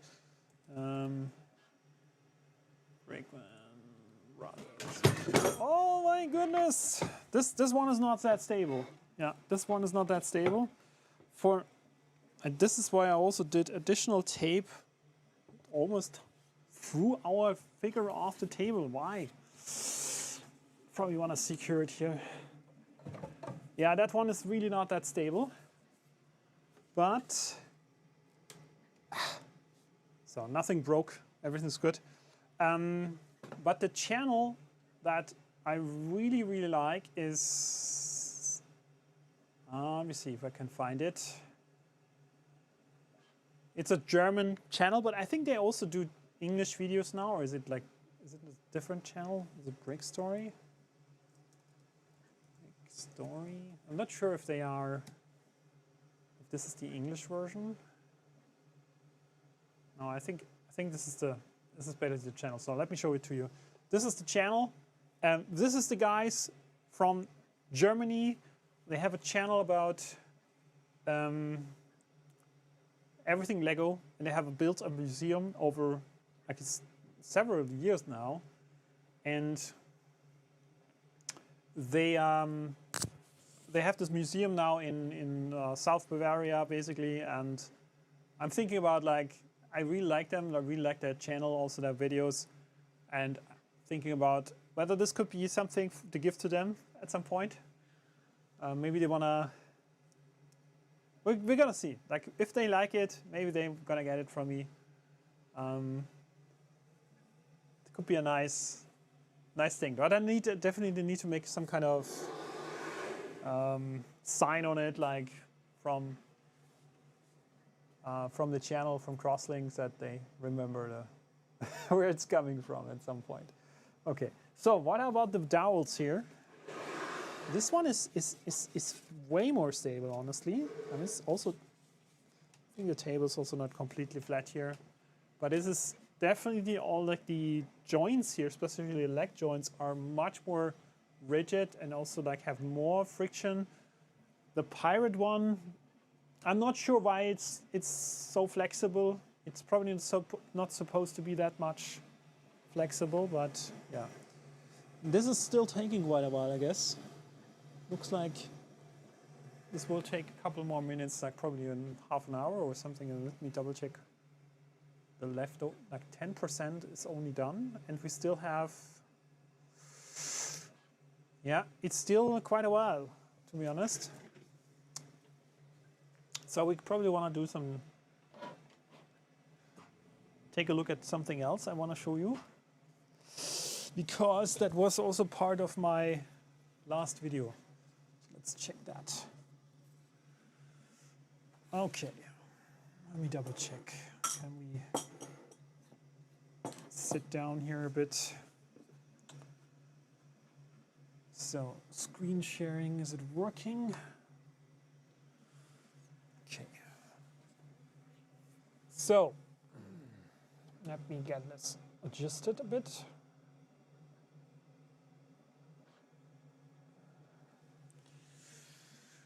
There we go. Now you probably have seen that I have been working on a little program, and it is not, is it working now? Not sure.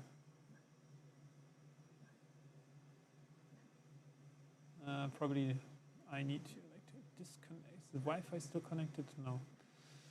No, let's see if it works. I guess otherwise I cannot show it now. Probably working. Yeah, it's working. But the chat is in the way. My goodness, the chat window is blocking. Can we fix that quickly? No, why not? It's not working. What's happening? Do I have to do this manually?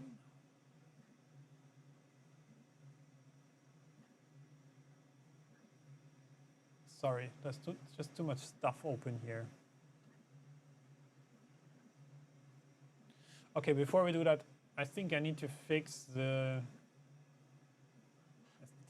chat. I think the chat is, I think we should look at the chat font, because it's always the thing that is always bothering me with the chat is, first of all, the overlay is not really working that well. We should have some kind of background color, at least some background transparency settings that are not like this. So, how is it working?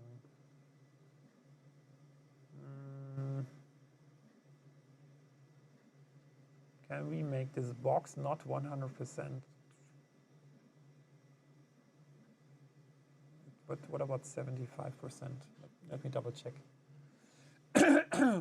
Not working? Okay. Chat is gone. Why is it gone? So let me see. What I want to test out quickly is, like, can we make the chat window so that it's not fully transparent, so we can still see the chat even if the background is white. Let me see. It should be doable, actually. I'm not sure how. At least for me, currently, this is not working. What is this? Oh, come on, what kind of layer is this? Your stream chat? This is stream chat? This is custom alerts? I guess custom alerts is size 100%. Okay. So I want to change stream chat text settings, position. Okay, this is not what I wanted. I want the text to be 100%, but I want the background dark chat? Custom chat? Okay, maybe I should not save these changes. Let's try again. So I wanted the chat to be, I say half transparent something. Okay, so let's see settings, messages fade, show messages permanently, background color is grayish, something. Can we try that?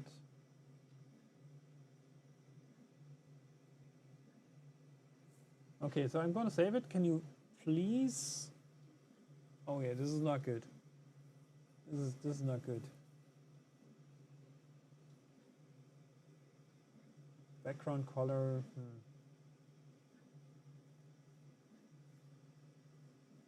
I don't want to have it gray. Okay, so probably want to delete the background color. It's not what I wanted. Or can we set some kind of transparent? Okay, let me try this again. If I go for gray and then we can do some transparency. Can we? It's not working this way. It seems to be the, here we go. Here we go. Here we go. This could work. So let's try this. This looks a bit better. Can you now do some chatting now? Please send a few messages to the chat, just for testing.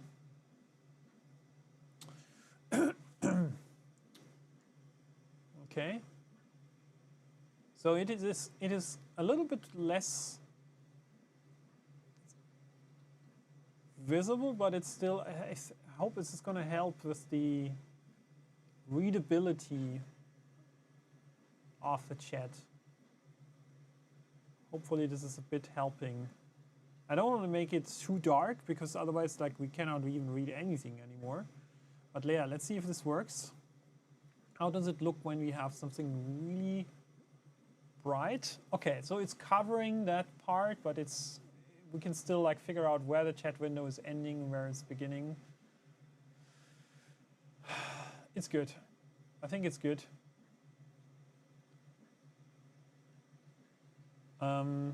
Probably can also make the font a tiny bit smaller. I think it's too much, to be honest. Font is so big now that gonna get text size. Where is it? 40. Probably want to do it in, I don't know, 32, 28. Is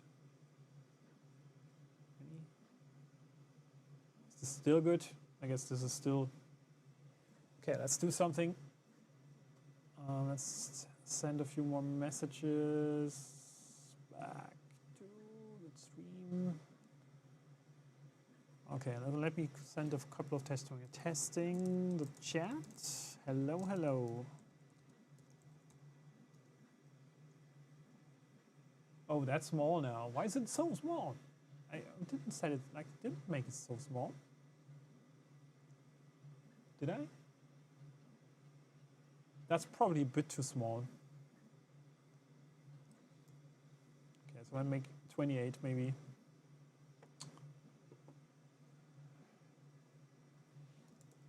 Just want to make that bit like as big as needed and as small as possible.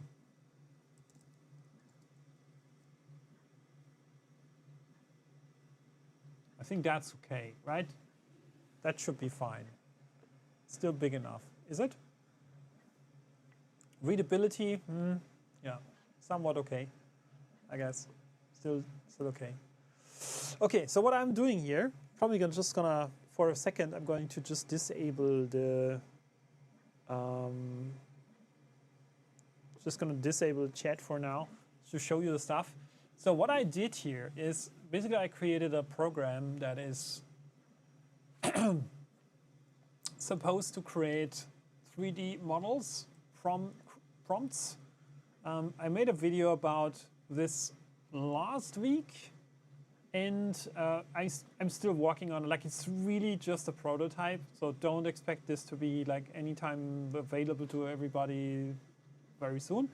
But it is a prototype, and how it works basically is you can enter a prompt here and say create a box or something very unspecific, and something very unspecific will give you something very unspecific, of course. But what it does in the background, it creates a piece of code, essentially, which is currently OpenSCAD code, and I'm currently working on training the model to do build 1, 2, 3D, because I think like some of the comments that I got from the video were quite helpful. Because a lot of people mentioned, yeah, OpenSCAD is fine, but OpenSCAD is also quite limited in terms of what it can create and what kind of output it creates. And so I was looking into other options, and now like I'm definitely going to switch from, I'm trying to, currently it's not done yet, but I'm trying to switch from OpenSCAD to build 1, 2, 3D. If that doesn't tell you anything, it is like cat query is the basically the big brother. And these, like essentially what it is in the background, it is a programming language, right? So it's like, if you think about how 3D models are designed or created, you can describe all of these models basically with text, right? So if you look at OpenSCAD, if you ever used it, OpenSCAD is actually pretty much straightforward. It is documentation, like if you just use tutorial, let's do a very, very simple thing for steps. Creating a simple model, blah, blah, blah. Here, this is basically a cube. Let's make it a bit bigger here. But the idea of OpenSCAD is basically you have a language, a programming language that creates 3D models from code. And if you want to create a cube, that's like 8 by 8 by 8 millimeters, I suppose. That's how it is done in the code. It's very simple, right? So, and the downside of OpenSCAD, I mean, this is very much in detail, but downside of OpenSCAD is OpenSCAD has a specific way how they render the objects, right? They might describe the objects in a very similar way than other languages that also do the same. But how they render these 3D models is kind of probably not the best way. I can't say it otherwise. That's what also I get a lot of feedback about. It's like, okay, OpenSCAD is fine so far, but it's also not like the most sophisticated programming language anymore. However, it's also one of the oldest, and that's why the large language models also know a lot about OpenSCAD versus they don't know so much about the newer things like build 1, 2, 3D. Because if you look at build 1, 2, 3D, it is very similar in how it works. It's a bit, okay, it's Python, so, but it's, in the end, it's also doing a very, very, very simple, like, let me see, create a base with like setup, select tutorial. Yeah, it's very simple. It also, but the difference, for example, with build 1, 2, 3D is it's also a programming language, but it's also using sketches, which OpenSCAD doesn't know sketches. But if you ever worked with Fusion and you want to start something like this, if you want to design something like this, what you would probably do is you would create a sketch that has these outlines of this U-formed shape, and then you would just do an extrusion, and then maybe do some chamfering around the corners and these kind of things. So this is what they propose. So this is how this programming language also works. Like it also supports these sketches and say, okay, you can start with a sketch. You look from one side down, basically, and you start drawing the outline of something, and then you are doing all kinds of like extrusion operations, for example, and then it creates from that it creates a 3D model. But we don't want to go too deep into this. But you see, there is different programming languages that can basically do the same thing in the end. Some of them are more sophisticated than others, and that's why I'm thinking about maybe it is not the worst idea to actually switch to build 123D. There's others, like there's probably 5 other languages that do the same. But this is probably the one, like build 123D is one of the most recent. Downside of that is that the models that I can use here, for example, the Anthropic Claude, it knows very much about OpenSCAD, but it doesn't know a lot about any other 3D modeling language. And so I'm testing out a lot of other models like MetaLlama, Nova Pro from Amazon, OpenAI, ChatGPT, GPT-4o, Grok. I'm also looking at Gemini. Still didn't write the adapter for this, but I can try it. And so I'm currently this is more like a research project. It turned into a very large research project. And so, yeah. But coming back to what the idea is in the end, nevertheless, regardless of the language in the background and the large language model in the background, which is what probably the user won't ultimately care so much about, the idea is that you can now go into a dialogue with the system and say, hey, make the box 20 by 20 by 20 centimeter and the wall thickness 2 millimeters. So, and then it goes back and looks at its original design, right? And reiterates and says, oh, let's make the changes, and then it's rendering the new one.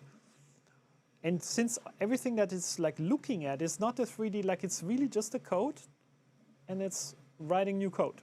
Or based on the original code, it writes new code. And that's already working quite well, but again, with the limitations of OpenSCAD. So you can get it as far as you can get it with OpenSCAD, and then you can do some like simple stuff, like this is not too complicated. And then you can say, okay, add cutouts on 2 opposite sides to carry the box, make the cutouts, let's say 15 millimeter high and 12 or 15 centimeter long, and place them 5 centimeter or 10 centimeters from the upper edge. So this is pretty detailed already, but you can go then and say, okay, let's create this. But it's not magic. Like it might look like, okay, how does it really work? But if you go to, I don't know, ChatGPT and you ask ChatGPT to create an OpenSCAD code snippet with these kind of instructions, you will get an OpenSCAD code snippet that most likely will do the same thing. Yeah. So probably this did work to the point where it's probably not positioning this. Oh yeah, it's right. Like it's 10 centimeters. I underestimated the positioning, but it's actually working. So we probably don't want the carrying, like move the carrying like place the carrying slots 5 centimeter from the upper edge and make the ends of the slots rounded. So pretty much that. But if you go to ChatGPT or any other Google Gemini or whatever you want, and you ask it for like create me code for OpenSCAD that does create this kind of object, you will most likely get something like that. With different level of quality depending on the model, because everyone trains their models a little bit differently, and they use more or less the same training data, but some of the model training will probably have more OpenSCAD code samples, and some of them might have less, and that's why also the results are going to be different. Okay, so now it's forgot to do the cutout. One of the cutouts is missing, but it's rounded, right? So, and you see that you have to go, sometimes you have to remind it of stuff and say, hey, you missed this, like you did not do the other cutout, now it's missing, so we have to do it, like we have to push it again and say, hey, fix that. And so that's what you can do. You can go into this kind of dialogue. And so in the background, what happens is basically just chatting with the model, and it will try to create code for this object. And what is actually more complicated, and that's actually the easy part. The easy part is actually sending this text to the model and getting the text back with the code. Like you can do it on any of the public sites yourself. I didn't try DeepSeek yet, honestly, but DeepSeek is probably also not bad. Probably not too bad with that. I didn't try it yet. Because DeepSeek API is mostly down for last week. But in the end, you can go and, the most complicated part is actually building the UI and rendering the preview, and then also rendering the 3MF and SCAD files in a automated way. I think that really the most complex part of this project is is like everything around it, basically everything that happens around the model, because the model calling is actually the easiest part, right? Just calling the model with an API is super easy, but it's really all the infrastructure that you see here that does all of this stuff here, right? Although this is probably also trivial if you just look at an isolated thing like this preview. If you have the 3D model, it's easy to do a preview in the browser, but to get it, you need to have a process that runs OpenSCAD on a server, which is not trivial, to be honest, right? Because OpenSCAD is not designed to be running without a screen, which sounds stupid, but it is not made to be running without a monitor or a screen. So you have to do all kinds of tricks to make it run on a server, so it renders the stuff and such. And so that's also a reason why Build 123D is probably a better choice, because it doesn't have all of these like weird limitations. And then finally, I was already on the way to build a FreeCAD container that runs FreeCAD just for the purpose of taking a CSG file and making a step file. And okay, but that's too much. That's too much information, but actually it's like, you see, all of this infrastructure work is actually the part where it really gets complicated and time-consuming, I would say. Also, from a technical point of view, it's not super complicated, but it's really time-consuming to test all of this stuff and really make it work without any like error handling and stuff. And now, I did a lot of these things here already, like tests, which is, someone asked me to do a Craftsman style code rack, and I didn't do any like huge prompting. The funny part is that this kind of model was already like created from a single prompt. Let me see if this loads. My internet connection is sometimes really failing. So this was like what came out. It's not too bad actually. The only problem with it is that the hangers are just facing in the, I mean, it depends. If you mount it like this, you can probably hang stuff on these hooks here. It would probably work, but if you would say, I want to actually hang it this way, then the hooks are facing in the wrong direction. But this is just from a single prompt. So I think it pretty much understood what the question was, like Craftsman style code track. It's not very not so much detail, to be honest, and it already imagined this, which is more or less what I also wanted to have, right? So it's pretty creative in that way. And then, yeah, this is just some cubes, some simple shapes, a motor mount, right? For NEMA 17 stepper motor, there is a few issues with this model. It's just these kind of blocks here, which have probably no purpose. Yeah, this is another storage box that I already tried. Twin tower 3D model. Yeah, interesting test. Like, can it create this landscape and can it imagine things like that? Which is twin towers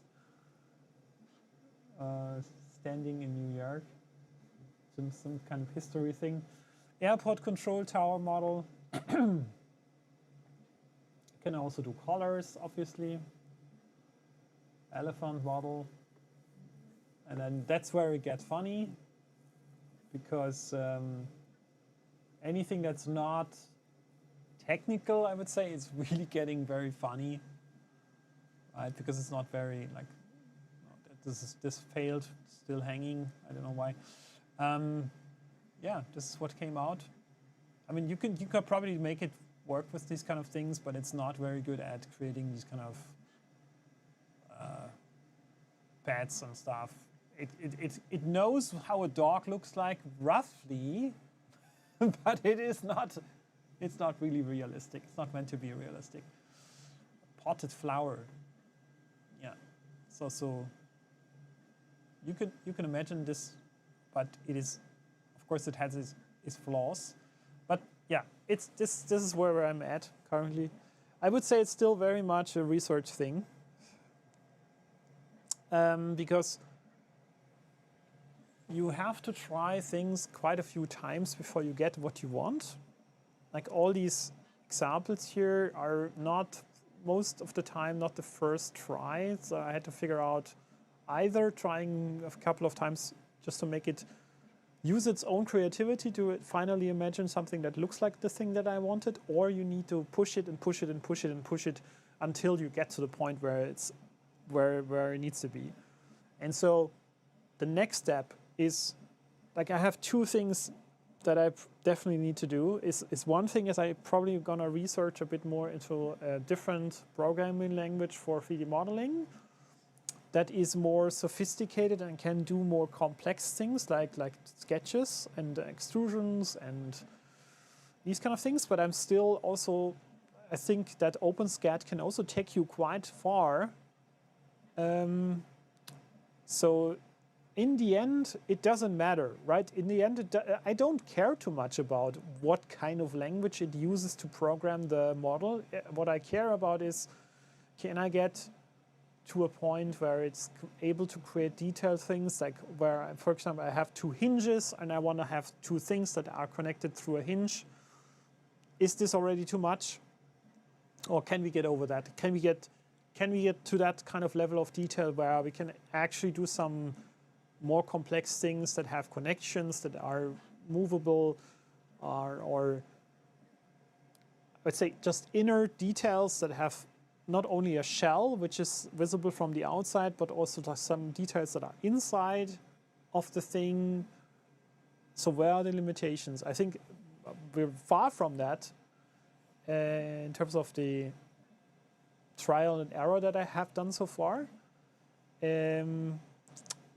But I think I have to do two things, right? I have to figure out what is the best LLM, so the large language model, as a baseline, which has the basic capabilities to create simple stuff, which one is the best, right? From everything that's available, and it's every single week we get a new model available, so we need to do that. We need to also test that.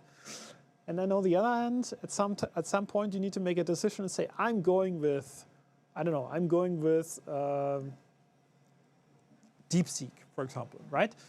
And you need to make the decision because you cannot play around with 100 different models at some point. You need to make the decision and say, this is the model that I'm going with. And then I'm training it. So, and that means you need to create a lot of examples, say either through a very good model that creates a lot of examples like this. This is all created by Claude 3.5. So you need to create a lot of these examples, say these are good ones, right? You need to find good examples and create more good examples. And the more good examples you can create, then you can use these examples and tweak them a bit, maybe manually, even change the code so they are really like on spot, and use that as input for training a better version of it, right? And then you can start again, say this is a better version now from the, like this is not the original model anymore, this is not what everyone gets when they go to the public site of Claude or ChatGPT. This is a more specific model now, which has learned from hundreds of examples that have been created with either manual effort or other models, or say a previous version of it. And so then you can go again and say, okay, let's create new stuff. Let's create other things, and let's create more complex things, and also push it until it reaches a point where something is good. And then you can mark it and say, this is a good result for a specific thing, and I'm going to use that again in my next training loop to make this even better, right? But it doesn't save you from the effort of judging every single creation or rating, and you need to also need to manually create it. Like you probably need to create a lot of manual models in the programming language of your choice that are handcrafted, solving a specific problem, right? Without the LLM, so really handcrafted code that solves specific things, and then you can also feed that into the training loop. And that's a lot of work.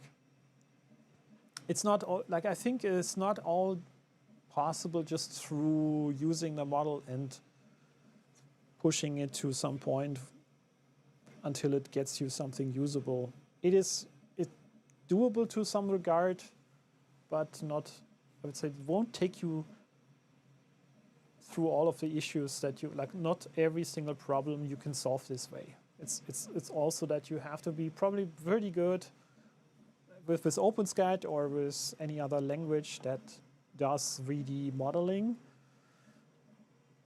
So yeah. The dog is cute. I agree, it is cute, but the question is really, like the question came up in my last video, it's a totally valid question.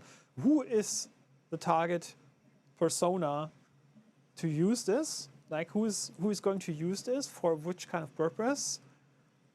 And until I've nailed that and say this is the exact purpose of that, this is why this exists, right? This is not just to create funny stuff. You can create funny stuff, of course, but the purpose should. My intention was, okay, I want to have something that can create, for example, functional elements for, let's say you want Gridfinity boxes, right? So that's already, like that sounds simple because Gridfinity is very well defined in terms of the parameters that you should use to create something like a storage box that fits into the Gridfinity base grid, right?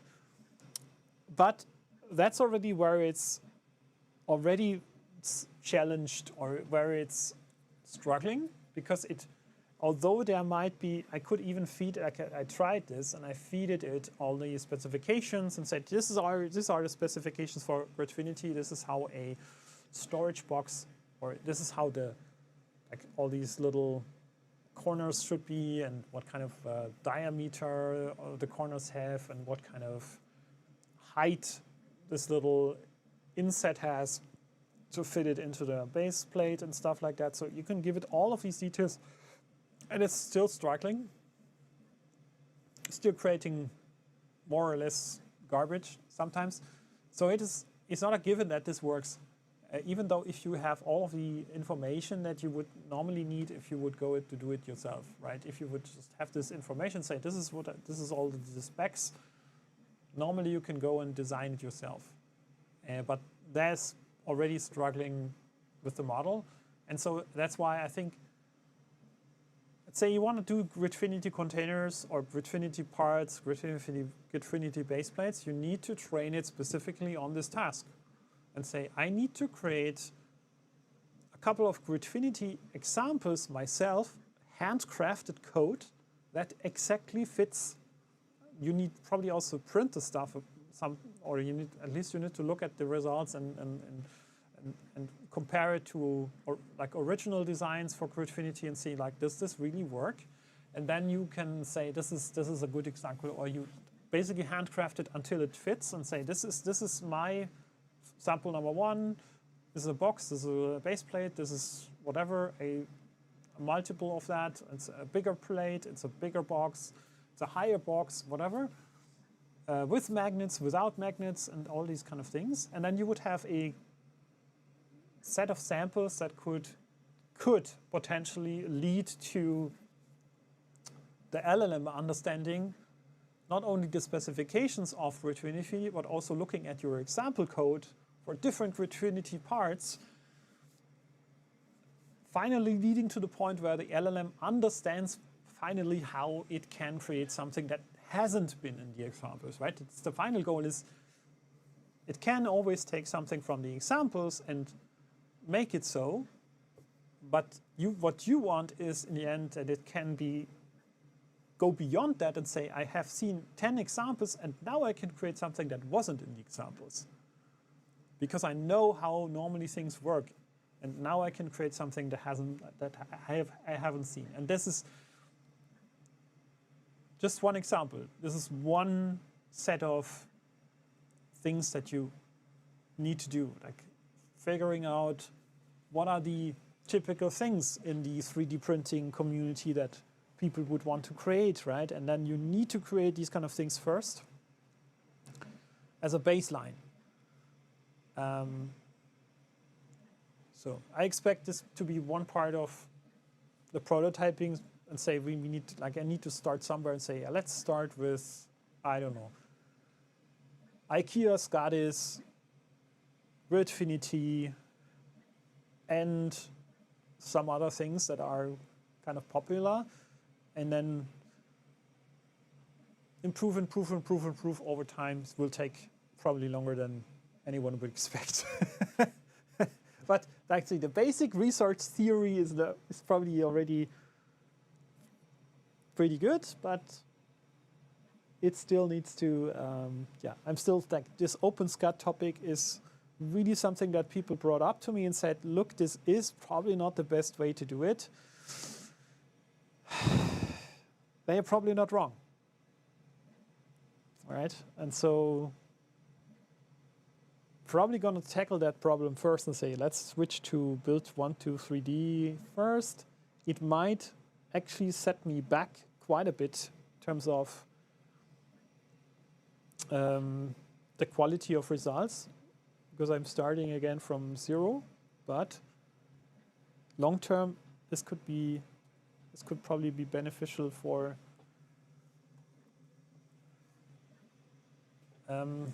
having a better foundation to create more complex stuff.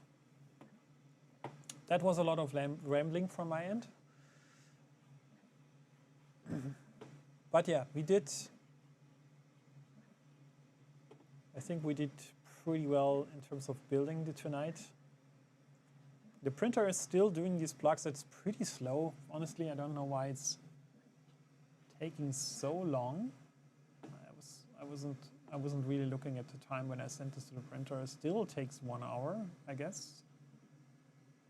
just for these plugs here, it's crazy. Why is it? Maybe I chose the wrong, probably I made a mistake to choosing the wrong filament. It's printing too slow. We can probably push it a bit more, but still gonna take quite a significant amount of time now to finish. I guess that we're gonna finish, like, anyways, the last hair part is still printing, so I think what we will do next time, we're gonna finish this first bigger wig and also paint it, because that needs to be painted. It's definitely unavoidable. So we can have the red, like say, without the head version. Then we're gonna take the wig and we are gonna measure, like, how much do we need to cut off from the top so it will fit under the hat, and then we can print like it again without like the top part. Just print it again, and then we can, like, we have these two different versions, like with hat, without the hat. Yeah, and then obviously tackling all of the rest of the details, like the belts and the all of the like little accessories that need to be added on top. I guess this is what we can do next time, as hopefully as much as to the point that it will be done. I'm aiming to finish it next week, so let's see if it's possible. Yeah. So I guess that for me that's it for today. I will keep you updated on this on the program, on the chat 3D. It's currently like it's a public, it's a website, but you cannot really log in because only a couple of people have access. If you're interested to try it, I'm not sure if it currently makes so much sense, to be honest. I think it is currently in a state where it kind of works, but I'm also like it's really undergoing a major rewrite of a lot of stuff. So I think I will come back with some updates next time. Hopefully with some, I would say I can get the changes that I need to make to switch to this other programming language first. And from there, it's going to be a better starting point, or a better initial, like a new starting point basically for creating new stuff. And I want to get it behind me, to be honest, because I'm still so much excited about what could be potentially coming out of this, right? So let's talk about it next time. Let's see how the progress is. Let's finish the pirate. And I wish you a good week until next Wednesday, when we're going to see each other back again at 9 p.m. Central European. Right?